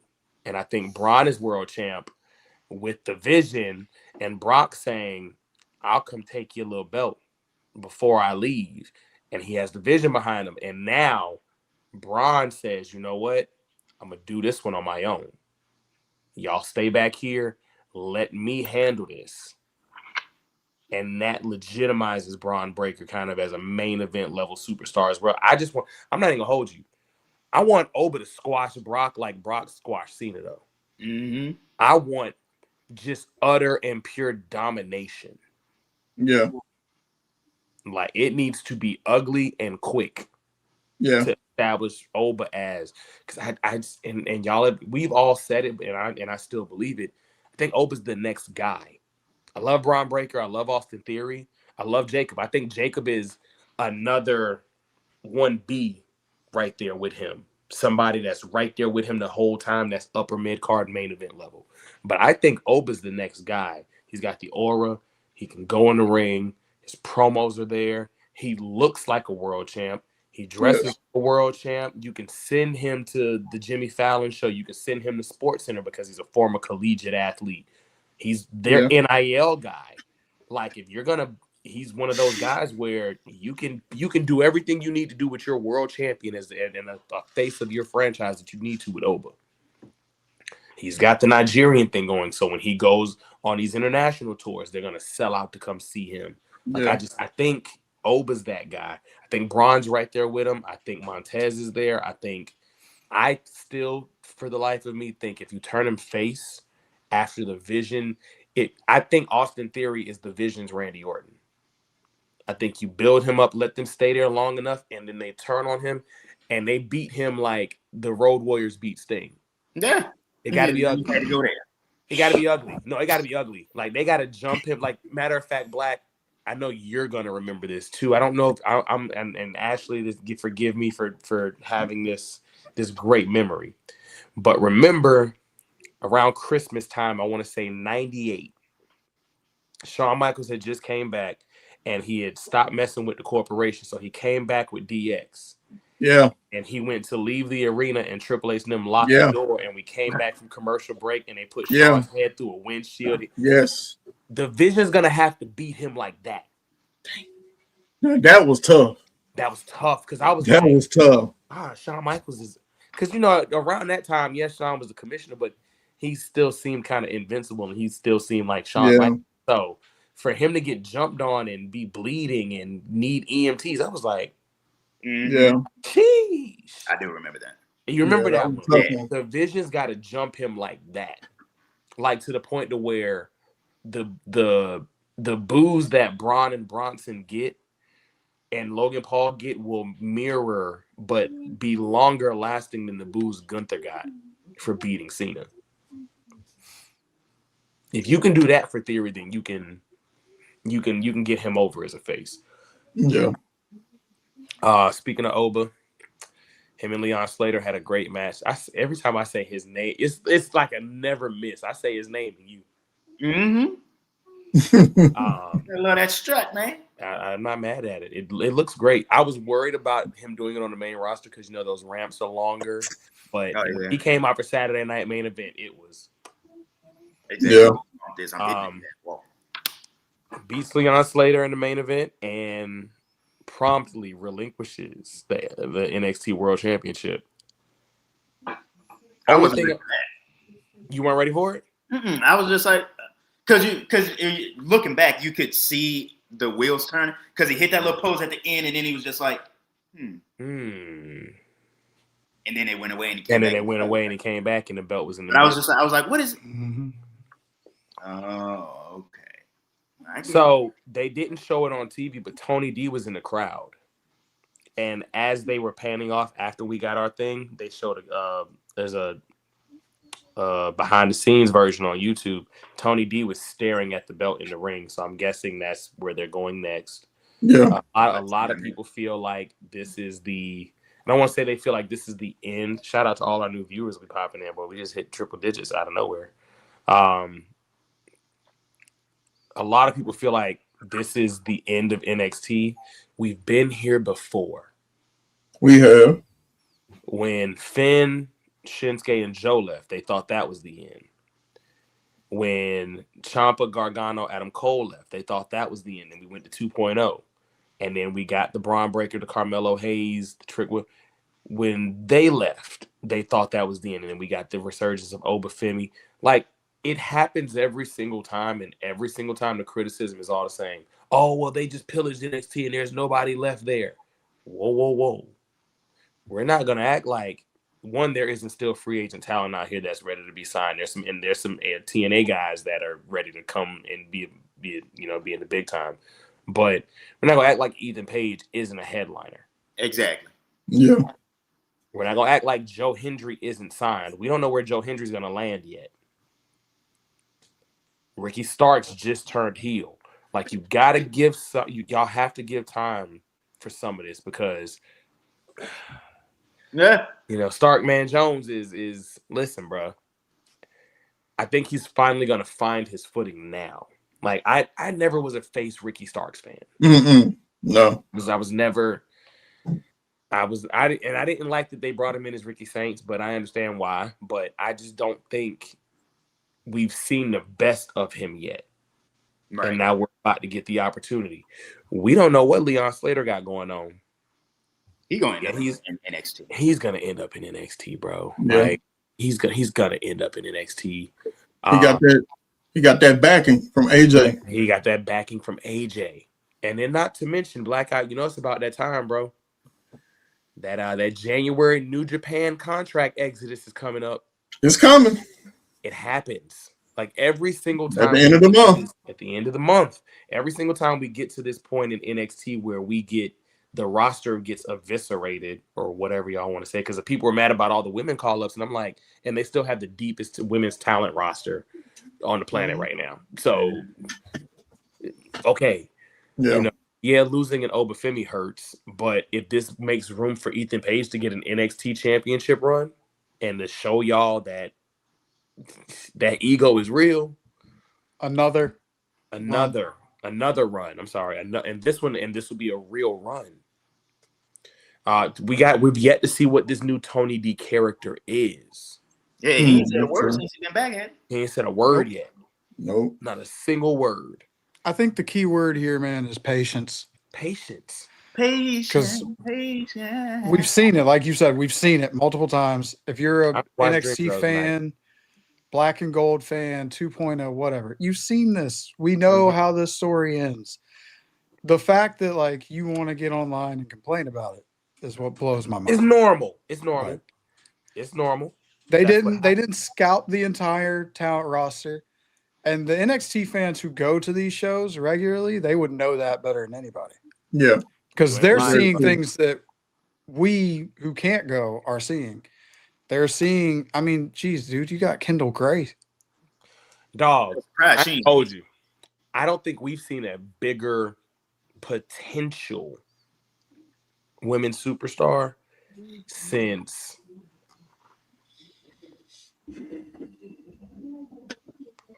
I'm gonna say this, and I'm not saying she's the second come.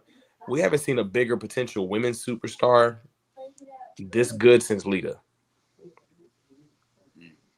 And I don't necessarily mean that Lita was a great in-ring superstar. I just mean, I remember watching Lita do some stuff in ECW, and I was like, wow, okay, who's she? And then I remember her being with S.A. Rios. Yeah. And being like, yeah, that's the one. Hey, yo, who is Shorty? Like, who is Shorty? And then Eddie Guerrero powerbombed the life out of her on the outside. Woo! Like, she's gonna wrestle. I was like, oh, so she's gonna wrestle. And then of course, that run took a little while, but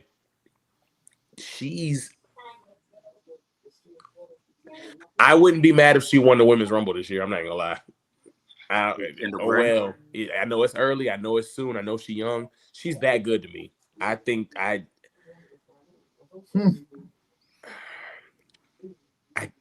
don't want to say this because I'm gonna say it. Y'all know me. I think we have found the women's Shawn Michaels. I think we have yet to have that one. Yeah, he took your glasses. Serena Deeb and Sarah Del Rey, do not get me wrong. Best all time. But when I say I have faith that Kendall Gray can main event WrestleMania on the merits of her main eventing WrestleMania in between them ropes, that's the level of faith I have in that girl. That girl can go. Get her a new theme song. Yes, ASAP. Immediately. Expeditiously. But yeah, there you go. That Miss Congeniality gimmick. Listen, I was like, who is she? Got a little. I don't know. I don't know what it, because at the time I didn't know what charisma was. You know, they used to say you just have it. Nah. Y'all could have just said charisma, because that ended up being what it was. You either have it or you don't. Not everybody has it. It was funny because she was with Roadkill, and then she was with Roadkill and Danny Doran. Lex Luger didn't have charisma until 1997, but when he had it, but when he finally got it, he got it. Clicked. When he did. What, when he joined the NWO? No, when he won, when he beat Hogan for the title. Yeah. Oh, okay. That Lex was over, like, y'all know this is my saying. That Lex Luger was over like Rover. Like 95 to 96, Luger was like, look, Luger used to hit you with the hand on the hip. I'm the greatest professional wrestler, bar none. I'm this guy, I'm that guy, and I'm the best thing going, you know. And I would be like, WWF. That's thumb. Yeah, like what? Oh yeah, that thumb. But it was something about the end of '96 when the NWO story started picking up, and I'll never forget because I was there. Oh, see, I get to talk about one of my moments. Uncensored '96. When Sting finally when he repelled from the rafters and he made his choice known that he was WCW. From the end of '96 to Starrcade '97, Luger was Sting's Hogan and Rock. It was interchangeable. Yeah. Luger was just as popular one week, and especially the week Sting wasn't there. Yeah. Luger was the most popular babyface in wrestling. And then Sting would come back, he'd be like, oh, okay, never mind. But I think what helped him was that Minnesota in Minneapolis. What was it called? Mall of America? Mm-hmm. Yeah. That's what got him started. And they were like, okay, well, he seems like a big deal. And then he came in and, you know, he had some stinkers. He had some very stinky matches. But, you know, he was never the best in the ring, which is crazy because who he was trained by. But, yeah. Like that was a disappointment. Nah, Tony, you right, bro. She's her. Kendall Gray is her. I believe she is what they looked for when they started Evolve. That is what you like. You're like, hey, we're LFG Evolve in the NIL program. That is what you have in mind when you do these things. We need a her, and they have it now. The crazy thing is I've never worried about NXT women's roster. Ever. Not one time. The men's roster, you kind of have these moments where you're like, God, I really hope you figure it out. And see, that's the thing because Shiloh though, that Shiloh dude. You like him? You like him? I like him. I like him a lot. I don't like the teeth thing though. It's the teeth thing. The teeth thing. I enough will to throw me say that thing with Ariana. I had to pause it because I was laughing so hard. Now that was funny. And that's what they wanted from you, though. They wanted that. They gave you the comedic relief, so they got. But what I they wanted. I don't want that all the time. I don't. No, want you had to come. And I don't want you to get.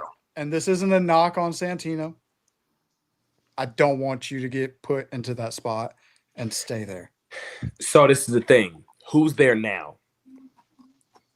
If they keep going, it's going to be him. Because we don't have a comedic relief person right now. Because remember, El Grande Americano was that for a little while. And then Ludwig took the concept of it, and now we view him as a credible talent. So I view him as credible because he speaks the language that you're supposed to speak. I mean, bro, look at here, dog, and he wears the suits, and I'm like, hey, bro, El Grande, like you look like a legit luchador star. Yeah, that's crazy. Yeah, but also rest in peace, Pete Dunne.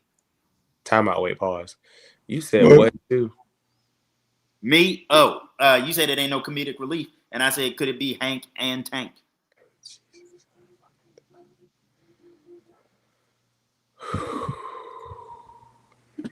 Long dramatic pause. I don't think I have ever disliked the tag team more than I dislike them. Oh, come on, man. Go ahead and do it. I'm not. I ain't gonna hold you, bro. Y'all could have brought back Heavy Machinery. If that was because that's who Hank and Tank are. That's who they are. That is, oh my gosh. But you gotta understand who was in charge at the time. You gotta remember who was in charge at the time. Jesus. You know what? That's it. And he's not on TV like that right now. So that's where Shiloh falls in. So I mean, me personally, I get what you're saying. Bro, me personally, Burlington instead of Berlin. Timu, Seth Rogen, and Tank. Jesus, you are so stupid. You said what too? R-Truth was at Burlington Coat Factory and not Berlin, Germany. You didn't see that post? I went to the wrong Berlin. Yep. Yeah, he really put that online and then went to the Panthers game. I love that dude. He's a national treasure. He should be protected at all costs. Oh, I still miss Ron the Truth Killings, man. I'm not gonna lie. I vehemently believe that truth that we got post Cena heel turn, you could have put the Intercontinental title on him. Mm-hmm. I'd have been fine with it. That serious Ron. If you never saw Ron the Truth Killings at the TNA Asylum, I'm sorry, because when we talk about greatest black wrestlers of all time, he's got to be up in that conversation. Because the suntan Superman, dog, that is, he was held down there. He was hell, and I was like, bro, you hell in Tennessee, bro. Calm down, like we want you around. He didn't. He was reckless, talking reckless. Reckless. It wasn't with a cigarette. Smoking a cigarette.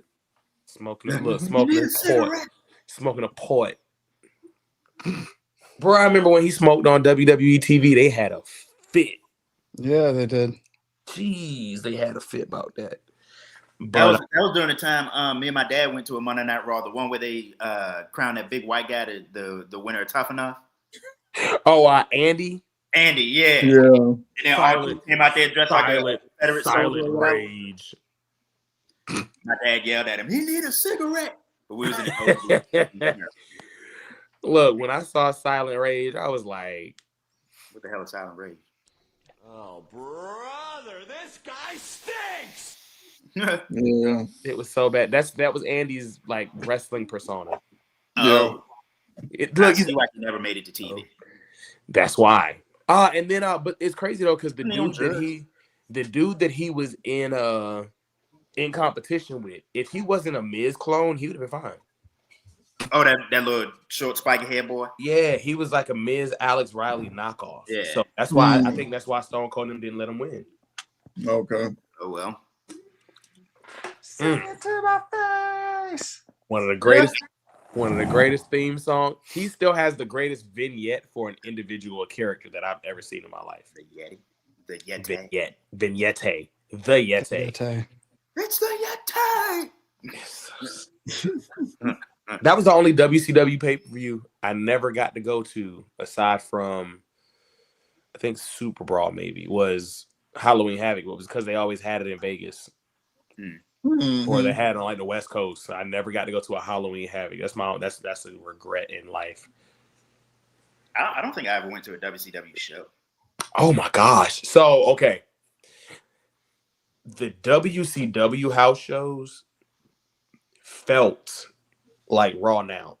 In terms of like and I don't mean like boring or anything. I just means like in terms of the match quality, like you had, well, you know, Trips doesn't give us title matches, but you had stars on every house show. Like Sting would wrestle every house show. Ric Flair would wrestle every house show. Yeah.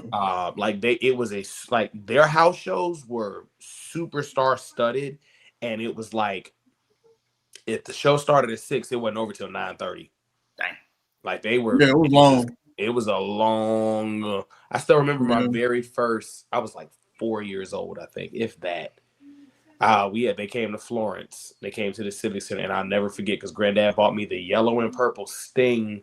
He was flexing like this with his mouth open, but it was yellow. Yeah. It was styrofoam hand. It was I know you're talking about. big, and I had it, and my granddad bought it, and I never forgot it. And I was just like, wow. Because I mean, I was growing up. I had the wrestling buddies, but we were a WCW house. Like we watched WWF, but we were an NWA house. Like everybody in the house loved NWA, WCW, Jim Crockett Promotions. They watched WWF, but my granddad and them didn't care for the over-the-top cartoony character, like the characterizations of wrestling guys. He didn't care for those. Like, you know, the most like I said, his favorite was Bobby McDaniel. That was the most character he wanted. He'd have loved Tatanka.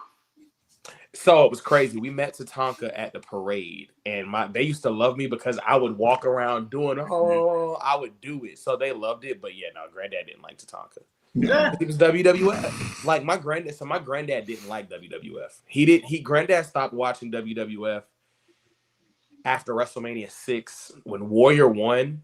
Like in my memory, that's the last time I know my granddad was really watching WWF because they just switched. It was so hokey and the Big Boss Man character, like where you had to have like a day job, but you were also a wrestler. Ooh, yeah. You're a dentist.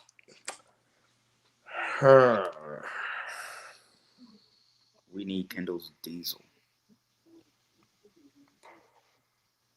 Ain't nobody like that in there right now. So there's no big, because the only two big are Lash and Raquel, really. They can give her Nikita Lyons.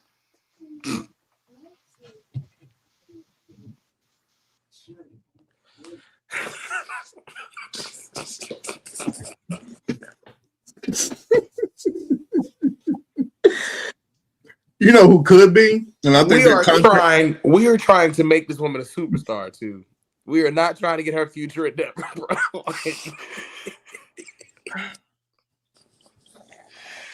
You know what's crazy though? Sinister. He meant that too.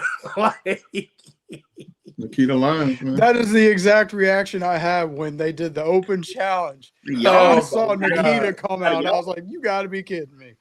She gonna tear her damn ACL on the way to the ring. I've never wanted somebody to get future endeavored so bad. Dang. I'm like, how did she make it past every cut? She has made it past every round of cuts. They sent her down because every round of cuts she's injured. They sent her down to Evolve, and her matches in Evolve were bad. Like, go back to being yes. Look, see, there you go. She's still signed. Miss Yeah, she is MAGA. I forgot that. Yeah, Miss. Yeah, she's a January 6th supporter. Oh well. Yeah, why y'all think I don't like her so much? So always remember, it's very rare that I dislike people outside the ring. I dislike her, but it's because she's a insurrectionist. The jealous of Southern wrestling fans, those territory survivors in the late 80s and 90s. Oh yeah. Oh yeah. Yeah. See, we had it. Like man, wrestling. I remember wrestling would be on a Sunday afternoon at 1:30 on Channel 5. And you're just like, who is this? I'm just watching because it's wrestling. Like, that's what we had, territory wrestling my whole childhood, just about. Yeah, she's an Evolve now, sis, and it's disgusting. Lash would have been good if Lash wasn't already who she is now. Like, Lash is, I fully expect Lash Legend to become a world champ in the next, what are we in, 2026? Mm-hmm. I expect Lash Legend to hold world championship gold by 2028. Okay. I agree with that. I definitely see her and Nia. No, that's who's gonna win the tag titles. Ugh. I started to say that earlier, but I got the name. Nia Jackson. Nia and Lash titles. That's who's gonna do it. Completely forgot they were teaming. That's who's gonna beat. That's who's gonna beat Rhea and Riho. Yeah, that's who's gonna beat Riho. Oba Femi is now a member of the main roster. If I'm not mistaken, I read that he's on Raw, but I could be mistaken. I know Javon is on Raw. How do y'all feel about him signing his contract during the commercial break? I didn't care. Oh, I hated it. I hate it. Very disrespectful. I think it's disrespectful. Very disrespectful. If that's the case, you could have just made it a YouTube. You could have just made it a YouTube exclusive. They did that during commercial break. During commercial break, dog. Yeah. You could have just done that on YouTube. It played live on my feed. Okay, this is my thing. And I don't like that. Some feeds don't get commercials, and they get stuff that's happening during the show. And so I don't understand what's the difference, though. So I haven't watched a Netflix Raw on my TV in 5 weeks, 6 weeks. Okay. I always watch it on my phone or my laptop, and they both have the VPNs on. So it might be a Canada thing. I think it's because I've seen parts of matches. I guess when y'all while we were still getting vignettes, and the match is still going on my end. So when I watched it, it was live. I saw it happen. I thought it was weird. Very weird. Yeah, I didn't like the fact that we found that out on Twitter. Too, you said it didn't bother you, but it bothered. But I'm also I've been a fan of the young boy for a minute, so. Yeah. I mean, they could have done it better, but I'm not mad at how they did it because it's a damn if they do, damn if they don't type of thing. Because as soon as that's a segment on the show, why is this on the show? You got a point. But it was on a commercial break. Why was it on a commercial break? You got a point. Hey, the boy got signed. Good for him. Get your paper. Get your paper. You wasted 5 minutes of the show to do this. Exactly. That could have been a women's match. Well, why was the women's match only 5 minutes? No, wait. Time out. We had 3 back-to-back Monday night. That was enough. But you get what I'm saying. I get what you're saying. Because I ain't gonna lie. I did not care about Bird Lady. I'm back to not caring about Bird Lady. Yeah. I'm back to not caring about Bird Lady. Yeah. Thanks, Bird Lady. Mad and slapping Bailey in the face. I feel like Bailey did as much for her as she could, and now it's just you haven't done anything, so it's right back to where it was before. So it's right back to where it was before it started, and now I don't care. I care about Bailey when she comes out. Everybody cares about Bailey when she comes out. Not enough to Lyra. Red reports that we're getting an LA Knight repackaging come Rumble. Repackage him to what? So he's still going to be promo wise the same LA Knight, but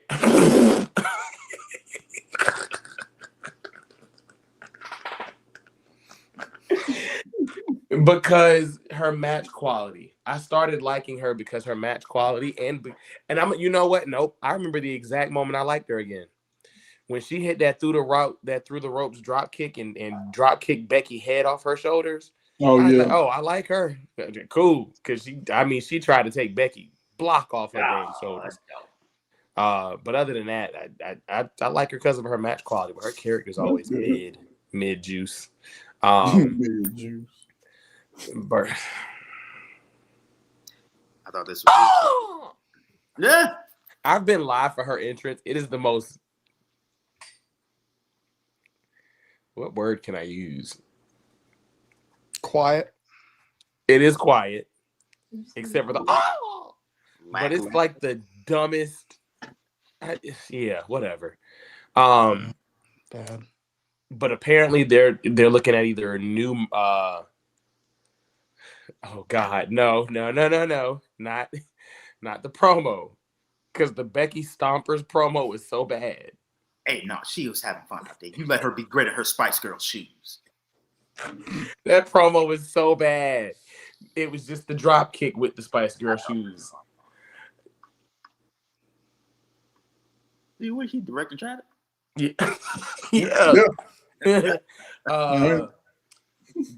They're saying that just possibly like a new ring gear, maybe some new music. I actually saw like an AI mock of it where he's gonna be wearing pants now. Okay. But I don't know. See how it works. Bree, wait, how many? Yo, look, you still going to shows? You got it, Pimp. She said she was there. Wait, so you were there for the Becky Stompers? Didn't she do a little two-step with him? Yeah, two-step and a twirl. She looked like a toddler throwing a fit. It was a two-step and a twirl. No, I wouldn't say she was like a toddler throwing a fit. You ever had a little child come up to you and say, "Look what I can do," and they do the dumbest shit you ever seen in your life? Yep. And you still got to be like, "That's good, baby." So that was me when she did that. I was like, "You out there having fun today? Baby. You just oh my God." Just happened today too. Oh yes, that was the night. That was the night he stole Roman J's. Jesus, that is so bad. Oh gosh, wrestling has been so cheesy lately. I'm about to have a major crash out in like 2 minutes. I'm right behind. I'm about to break everything in this room. I know you are. Hold on, wait. What's the scope? 19 or something like that. I know. I mean, you know. Ooh. 2 minutes score left. is Kevin Patullo's got his head firmly planted up his ass. Hold on, wait now. So like I said, I don't really care who wins because I hate both of y'all evenly, but I hate 49ers fans more than I hate Eagles fans. So I think I don't know, bro. I really don't want the 49ers to win a Super Bowl, like at all. Like never. Because that's also the other thing as a Cowboys fan that I can say, like, we won more recently than y'all. Like it's been a long time, but that's why like I don't take from a couple of fan bases. I don't care about Chicago Bears. You can't say nothing to me. Commanders fans can't say nothing to me. Yeah, can't say nothing to me. Neither one of y'all. No, we can't say nothing to you. When was y'all last Super Bowl? Oh shit! Around the same time as y'all. Yeah. We were more recent. Hey, it was still in the 90s. It was still the 90s. You're right. Who else is a team that said, "Oh, I don't deal with Raiders fan talk." Like it's just a couple fan bases that I'm just like, y'all love to talk about Cowboys, but like the Bears, last Super Bowl was 85. I wasn't even here yet. Yeah, right. Like 1980, 85. Come on, bro. Like that's wow. Who was it? Oh, wasn't it the Lions? Oh yeah, I don't deal with Lions fan slander at all. It's like the last time y'all won a world championship, Martin Luther King Jr. was still alive. Dang. Stop. Man, they ain't won a world championship. They won an NFL world championship. Not a what, Super NFL, AFL? Yeah, they won a world championship, not a Super Bowl. Yeah. I'm like, you can NFL, sit down. Hey, Bree incoming. Look, Bree. Oh wait, that was actually for Chris, but I'm sorry, Bree. I'm sorry. Oh, God. I'm sorry. I was going after Rainer just now. Oh gosh, Bree, please do not No, she slaughter done me. unsubscribed and everything. Look, no, that keyboard is on fire right now. Like I'm telling you. What you say? Oh, see, yep. What? I told you. There it goes. There it goes. Dang, 1957. Yeah. 1957, bro. 57. My mom wasn't even one yet. Bro, Jim Crow was still a thing. Jesus. Bro, now you wanna know how long ago this was? This was pre-Vietnam. Yeah. Yeah, you should stop. Like, so yeah. Tough. You said your mom wasn't even close to here. My mom was born. Like JFK wasn't even president yet, so he ain't even shot in the head yet. Like, oh, dude. Oh, yeah. Yeah. No. Get him out of here. Jesus. I mean, he's not lying. He's out of line, but he's right. Oh. Get him out. Well, ladies and gentlemen, that's what you say? ST entire F you. I thought for a second she was so mad that she forgot how to spell. Shut the oh my God. I read that completely differently. Boy. I really wish they'd stop putting this idiot on the screen, though. Jesus. That was tough. Who's the idiot? Yeah, that was tough. Kevin Patullo. I don't know. Our supposed Patullo, what you doing, baby? What is it okay for me to come oh back? My God. Is it okay for me to come back yet? Yeah. Okay. I was just making sure that I stayed out long enough. Because he going to crash out. That was a moment of self-reflection. He looked like he about to crash out, bro. He's crashing. He looked like he about to crash. Oh, it's bad.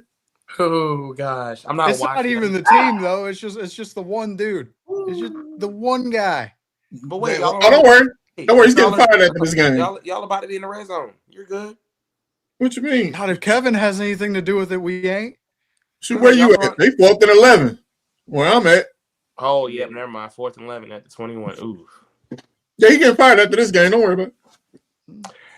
Can you really fire him? And he's won a Super Bowl last year. Yes. Kevin Patullo did not win a Super Bowl. Oh, no, he didn't win that. Oh, never mind. No. Kellen Moore won that Super Bowl last year. Kellen Moore won that Super Bowl. Where's this he at? itsy dumbass. Miracles. This dude can't find his way out of a paper bag. Where's Kellen Moore at? New Orleans. He's a warrior. Nolans. That is right. Oh, no, that's New Orleans. Nolans. What was his record this year? 6-11. Yeah. 6 and trash. He should have just stayed. Just stayed. Yo, and look. Oh my God. Bree, you gotta chill, girl. You gotta chill, sis. Shout out to Austin Kennedy. You gotta relax. Dumbass DDS. Don't worry, you'll be back next week. You know what? Another Quayle, she'll be back.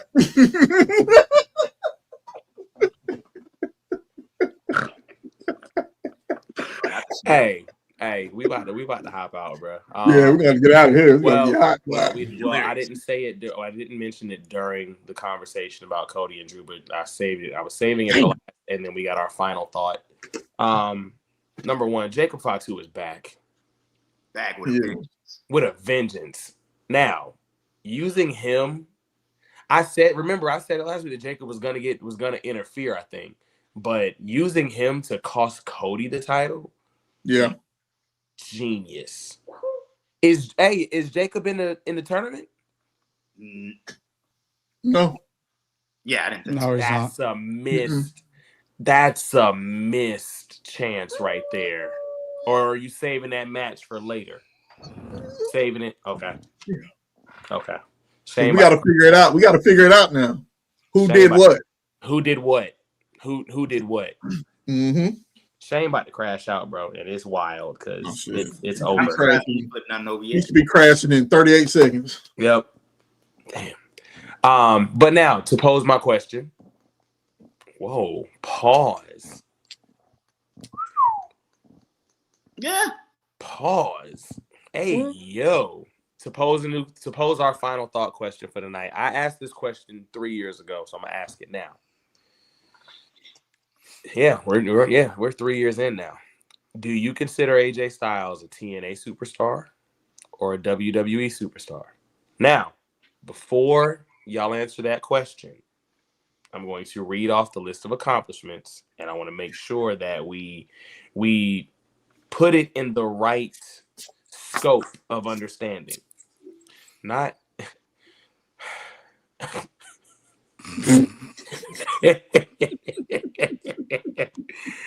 oh gosh. All right. So now AJ Styles was in TNA from 2002 to 2014. 12 years. Inside of that 12 years, AJ Styles won. I'm not going to go New Japan stuff or Ring of Honor stuff. I'm just going to say specifically what he won for the promotion. He was a 3-time NWA World Champ, a 2-time TNA World Heavyweight Champion, a 6-time and the very first X Division Champion, a 2-time TNA Legend / Global / Television Champion. Jeez. A 4-time NWA World Champion. I'm sorry, NWA World Tag Team Champion, a 2-time TNA World Tag Team Champion. He was the first Triple Crown Champion that he's won 5 times. He was the first TNA Grand Slam Champion that he's won twice. The Grand Slampion. The first TNA Grand Slam Champion that he completed twice. Now, AJ Styles has been in WWE. This is year 10. He's been in a decade. And he has won 2 WWE championships, an Intercontinental Championship, 3 U.S. titles, and 2 World Tag Team Champions. He's also the 32nd Triple Crown Champion, and he's the 15th Grand Slam Champion under the current format. Now, championships aside, when he retires at the end of this year, looking back at his career, and I know we live in a what have you done for me lately generation, but I want y'all to look at the scope of both. Is AJ Styles a TNA or a WWE guy? You know my answer. What's your answer? He's TNA. TNA. I mean, I'm going to go TNA too. Without TNA, we wouldn't really know who he was like that, or at least maybe not on the same scale. Okay. Sinister about to crash out, bro. Yeah. He's not talking right now. He's not talking right now. Is AJ Styles TNA? You want to just write it down and do this? You want to write it down? It depends on when you found him. If you found him recently, you'd probably say WWE. Okay. I'm going to go with TNA. My wife is texting me to make sure that I'm okay right now. Yeah. Okay. I am going to be Mr. 211 for the night, and I am going to say AJ Styles is a WWE guy. I figured how did you meet? Because you always go against the grain. Okay. I will put the championships aside to a point. AJ being successful in TNA was amazing for him, but he was a big fish in a small pond. For AJ Styles to come over here and not only win the WWE Championship twice as a TNA talent, but to have a 1-year title run, and to also look at those 2 Cena matches being possibly 2 of the greatest WWE matches of all time. Not just wrestling, not just, those are 2 of the best matches in WWE history. I think their SummerSlam match is personally better, but a lot of people say their Royal Rumble match is better. I was at the Royal Rumble match. The fact that they have that match and what he was able to accomplish in that match, the 10-year stretch of consistency in the booking for AJ, minus the Indy, and even the Joe storyline was cool. The Brock match, I don't want to say carrying Brock because we know Brock is Brock, but what AJ's done in WWE, I don't think he was ever supposed to do. That makes sense. So for me, I look at him as a WWE guy because for WWE guys, especially for guys, and even if you look at it, his size, you know, they just called him this generation Shawn Michaels. He's a Bret Hart guy. He's a smaller guy, but he did all this under Vince McMahon. Mm-hmm. The fact that Vince let a TNA guy come in and do that, I got to think he's a WWE guy now. Like, don't get me wrong. The triple threat with Samoa Joe and Daniels, legendary. The X Division title runs are legendary because of what he was able to accomplish. It's not about weight limits. It's about no limits. He's synonymous with the X Division. But once again, they had a full roster of the smaller guys. Main event level AJ Styles to me was never really like in the scope of TNA. When he was having his main event runs, Kurt Angle was always bigger than him. Sting was always bigger than him. Jeff Jarrett tried to book himself as bigger than AJ, but he never was. But when AJ was on top of SmackDown, AJ was ahead of John Cena. The champ that runs the camp was bigger than John Cena. Remember the feeling we felt when AJ won that first WWE championship? Wow, they actually gave it to him? Right. Wow. And he took it and ran with it. And then he saved us from the Jinder Mahal run and went a full year with it. Like, just for me. Do not hinder. No, you can't hinder the gender, but the end of his run was bad. Like, when he won it, like, the novelty had worn off. Right, yeah. By the time AJ beat him. But for me, and I get this part right here. He's synonymous with TNA, absolutely. But I just never felt like, which is why he left. I never felt like TNA gave him the respect and the just due that AJ Styles was supposed to have as the face of the company. But the company was never like it. I'll say it like this. I view Moxley as a bigger star in AEW than I view AJ as a star in TNA. And for me, that kind of hurts how I view TNA because they never gave the ball to AJ. Even when they tried to pair him with Ric Flair, it was like, y'all aren't letting him beat AJ. Like, Black. Now, and I'm gonna pose this question to you. Which AJ Styles do you prefer? TNA AJ Styles or Bullet Club AJ Styles? It's a blender. Okay. Because I feel like tail end TNA AJ Styles became Bullet Club. Okay. Styles. Okay. I'll give you that. I'll give you that. Short hair, long tights, get ready to fly AJ Styles. Is he on the same level as Bullet Club AJ Styles though? Oh no. He's not. Like, that AJ was. That was a transformation. It was crazy. It was his Crow era where he trained, and it was like, oh, now you're a superstar. But that tail end, riding on the bike, not saying nothing with the hoodie, that because he came in New Japan like that. So for me, I mean, and don't get me wrong, I have no issues with it because my answer used to be TNA. But when I look at it in the entire vacuum of it and what he's just done over this last 10 years in WWE, the Boneyard match, he's done so much in this 10-year in a company that never really even wanted him.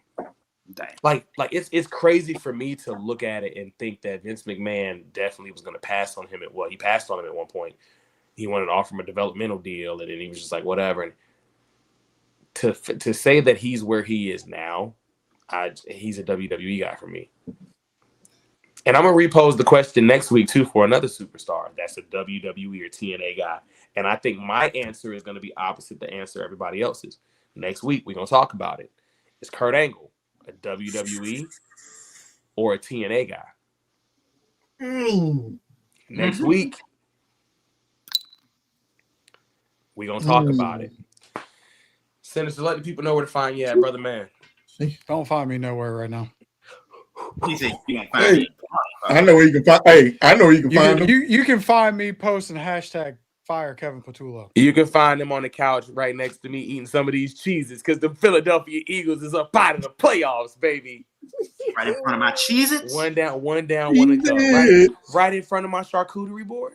Right in front of my crab rangoons. Right in front of my crab rangoons. If you go offer that type of food, I'll gladly sit right next to you and eat it. Hey. Ragoon.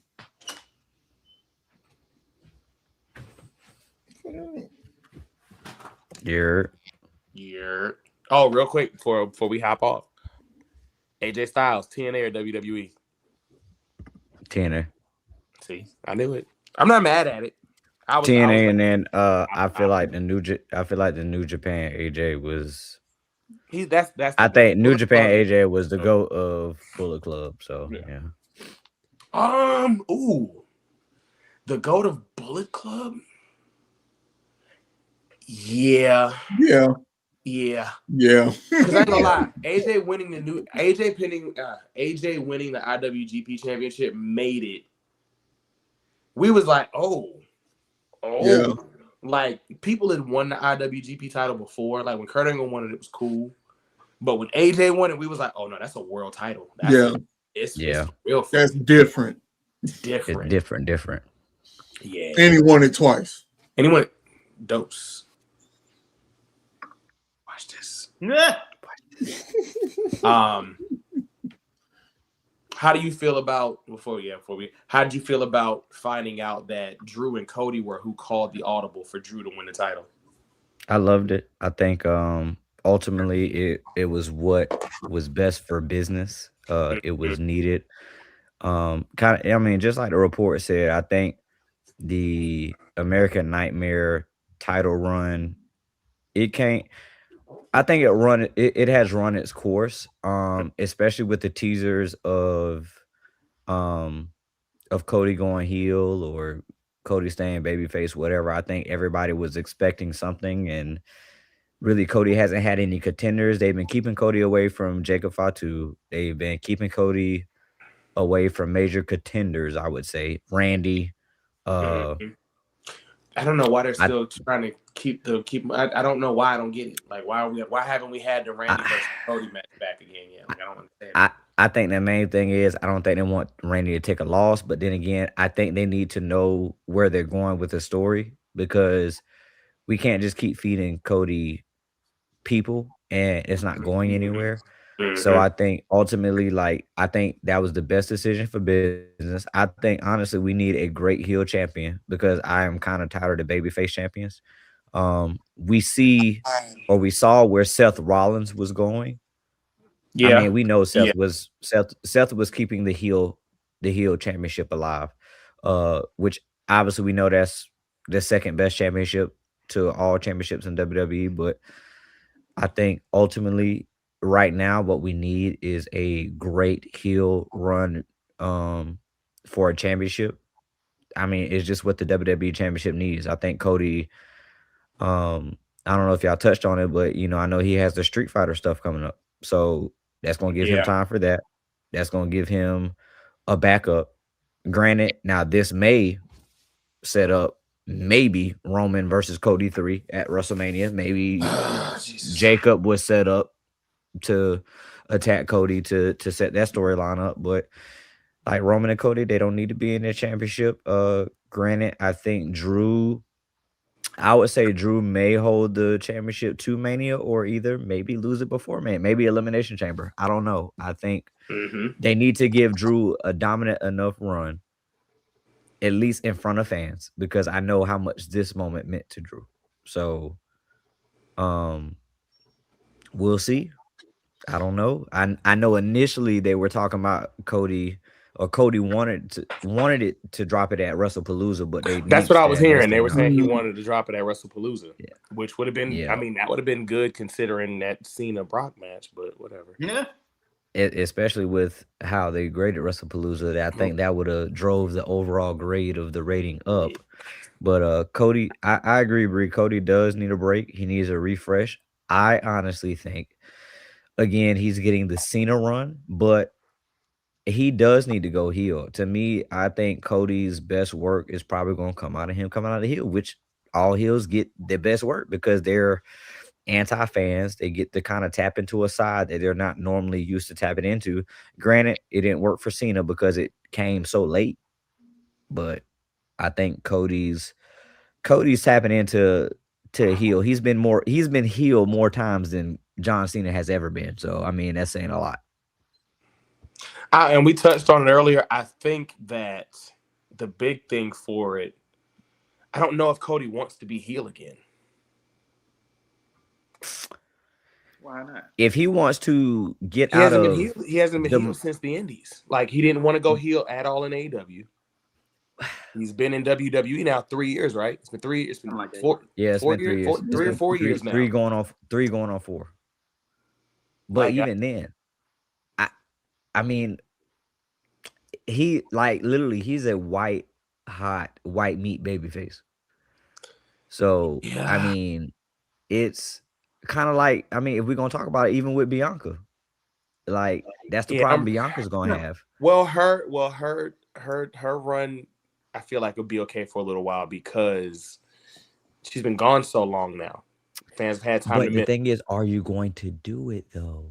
I don't think she has to go heel because the fans have missed her. Like that. Bianca's been out of the scene so long right now that when she comes back, it's gonna be okay for a while because we haven't seen Bianca wrestling. It's been a hot minute. That finger was like this for a minute. She had the Fred Sanford. I'm sorry. Look, oh no, bro. I had a JFK mention earlier by accident. Oh my god. I had to kick myself. Oh my god. I'm about to say, yeah, I would have had to kick you out because if I would have made something about Owen Hart, then it would have been, no. Yep. Get you up out. Go ahead. Get you up out of here now because we're not even like you just got on. Hey, definitely we talk about the street poverty. He's gone. He's definitely he's gone too. Yep, he's just gonna go ahead and ride out. Thank you very much. Hey, we had back-to-back kickouts. So I mean, Mr. 211, let the people know where to find you. You know where you can find me at. Oh, Jesus. Oh, I was ready to get kicked out. No. On that Instagram, Man of Steel, spelled STEEL_BTB. Go to your room. Y'all already know Carlito_Cannon everywhere. Beyond the Bell Podcast on Facebook, Instagram, TikTok, _BTB Podcast _ on X. Next week, barring technical difficulties, we'll be here. Same BTB time, always on the same BTB channel. Thank y'all for the love and support. Make sure if you have not checked it out yet, go tap into that exclusive Mustafa Ali video, the interview over on YouTube and X as well. We got 2 more interviews. They're not ready. They're not ready for these next 2 interviews, bro. Like I'm break the internet. Break the internet. Boy, these next 2 interviews is gonna be like. Hey, look, depending on black. Hey, look, I'm scared. Look, them I'm next a little nervous about the second one. The first was cool. That second one gonna be. That second one got me feeling. Look. Yes. But look, and as soon as he start talking, he'll be man. Well, guess what, Jay? Niggas would tell me, Mace, chill. No, chill for what? Who is this nigga? That's how I feel listening to this, man. Like, I'm gonna be like, Black, chill. And he gonna hit me with that immediate, like, no, like, chill. Like, you gotta be professional, bro. Be professional. Hey, look, Blackout gonna drop the. No, sis, you not. Sis, no. They ain't ready for this. No, y'all definitely not ready. You think you ready? You're not ready. We got a 2-piece coming. We got some heat. Yeah, we got. We got a TKO coming. Yeah, we got one. What was the first one? So we got a 2-piece and a biscuit, but it's gonna be a honey butt. That last one gonna be a honey butter biscuit. I promise you. Hey, no Popeyes. No Popeyes. Hey, Churches fresh off of it. I think I got a little. Hey, yo, wait. Not my man came out the hoodie. That nigga got a Versace. That man got a Versace little damn white beater on. My man came out the Eagles hoodie. He was like, I bought he vaping. Nothing. He vaping too? Yeah, Lord. I got hot. Hey, look. Oh, Be like I that. bet. Be like this. Be like that sometimes, you know. But we appreciate all the support, man, for real, bro. We getting a lot of traction, steam, attention, visibility, whatever y'all want to call it. And that's thanks to y'all. Our fans are the best fans on God's green earth. So we definitely thank y'all for all the love and support over these last couple of years. But we here now. We're not leaving. I'm telling y'all, it's up till it's It's up stuck. and it's stuck.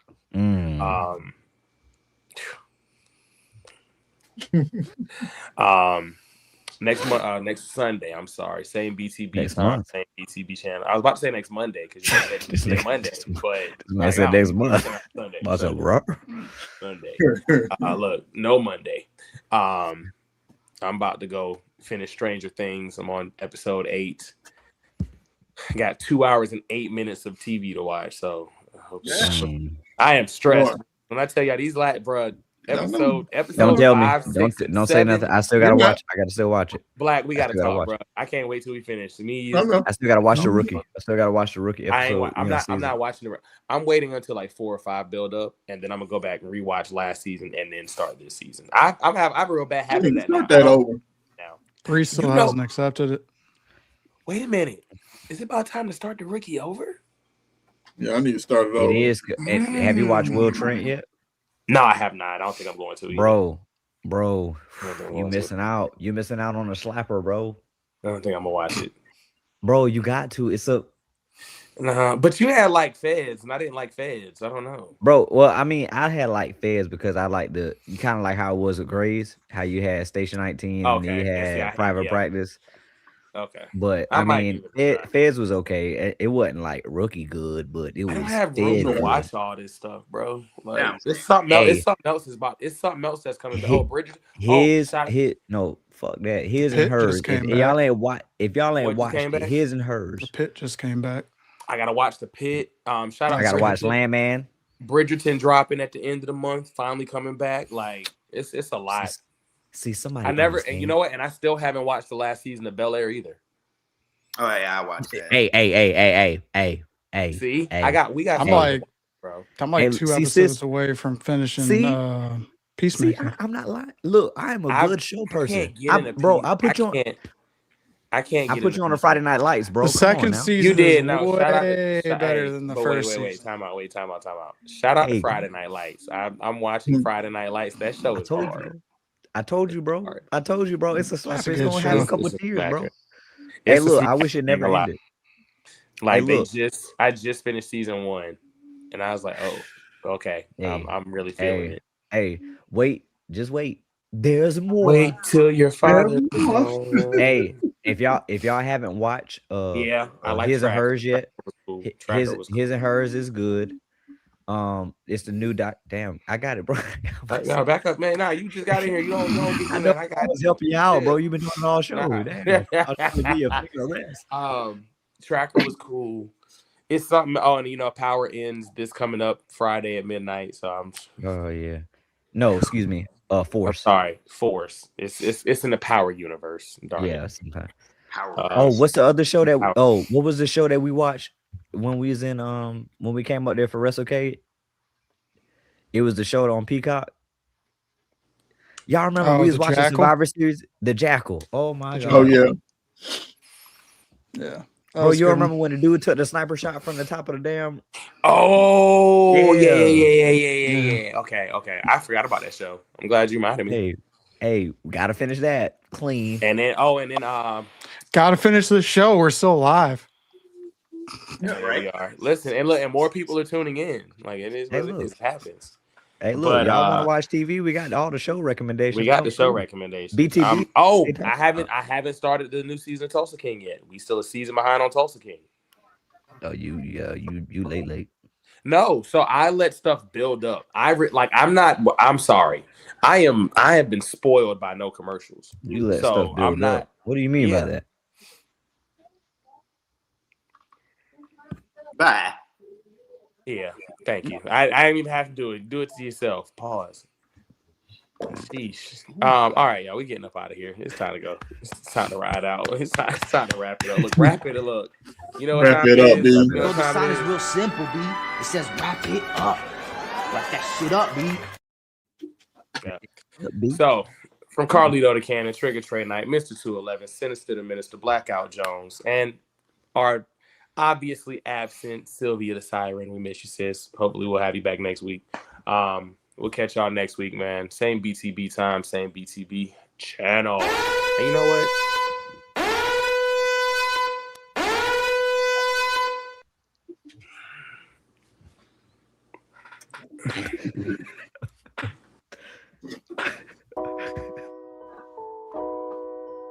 Sylvia sound the siren, get it pumped like Big Papa, break them off proper. Thugonomics, no doctor. Y'all don't put in work, but you talk enough, and the talk is tough. Who your favorite part? We'll chalk it up. Spit an apple in your face like Carlito, the cannon on. I get to twitching like Braun Breaker, the damage on. I can let the trigger go off, and tray at your boss, and then you dropping down the card, the price of a loss. You shut it down early, blessing. I'm more Monday Night Raw, attrition. I go to 11. My thoughts are sinister. Go run to the minister. Okay. You ain't getting the push, better go get your gimmick up. I black out like the Ministry of Darkness. Cartridge hit your cartilage. You jonesing around. Beyond the bell, we just laying them down on any show. So if you ain't all in, take the bump right now. 1, 2, 3, yeah. Beyond the Bell podcast. Listen, share, subscribe, like, run it up. You know the vibes, man. Stop playing. Let's get it. Had to hit that Jey Uso one more time and run it back. And I was not ending the stream until I shouted out the wrestling auntie, the one and only Miss Lovely. One of our, I'm sorry, not just mine, one of our favorite people in existence. Look, see the white dude just left. See?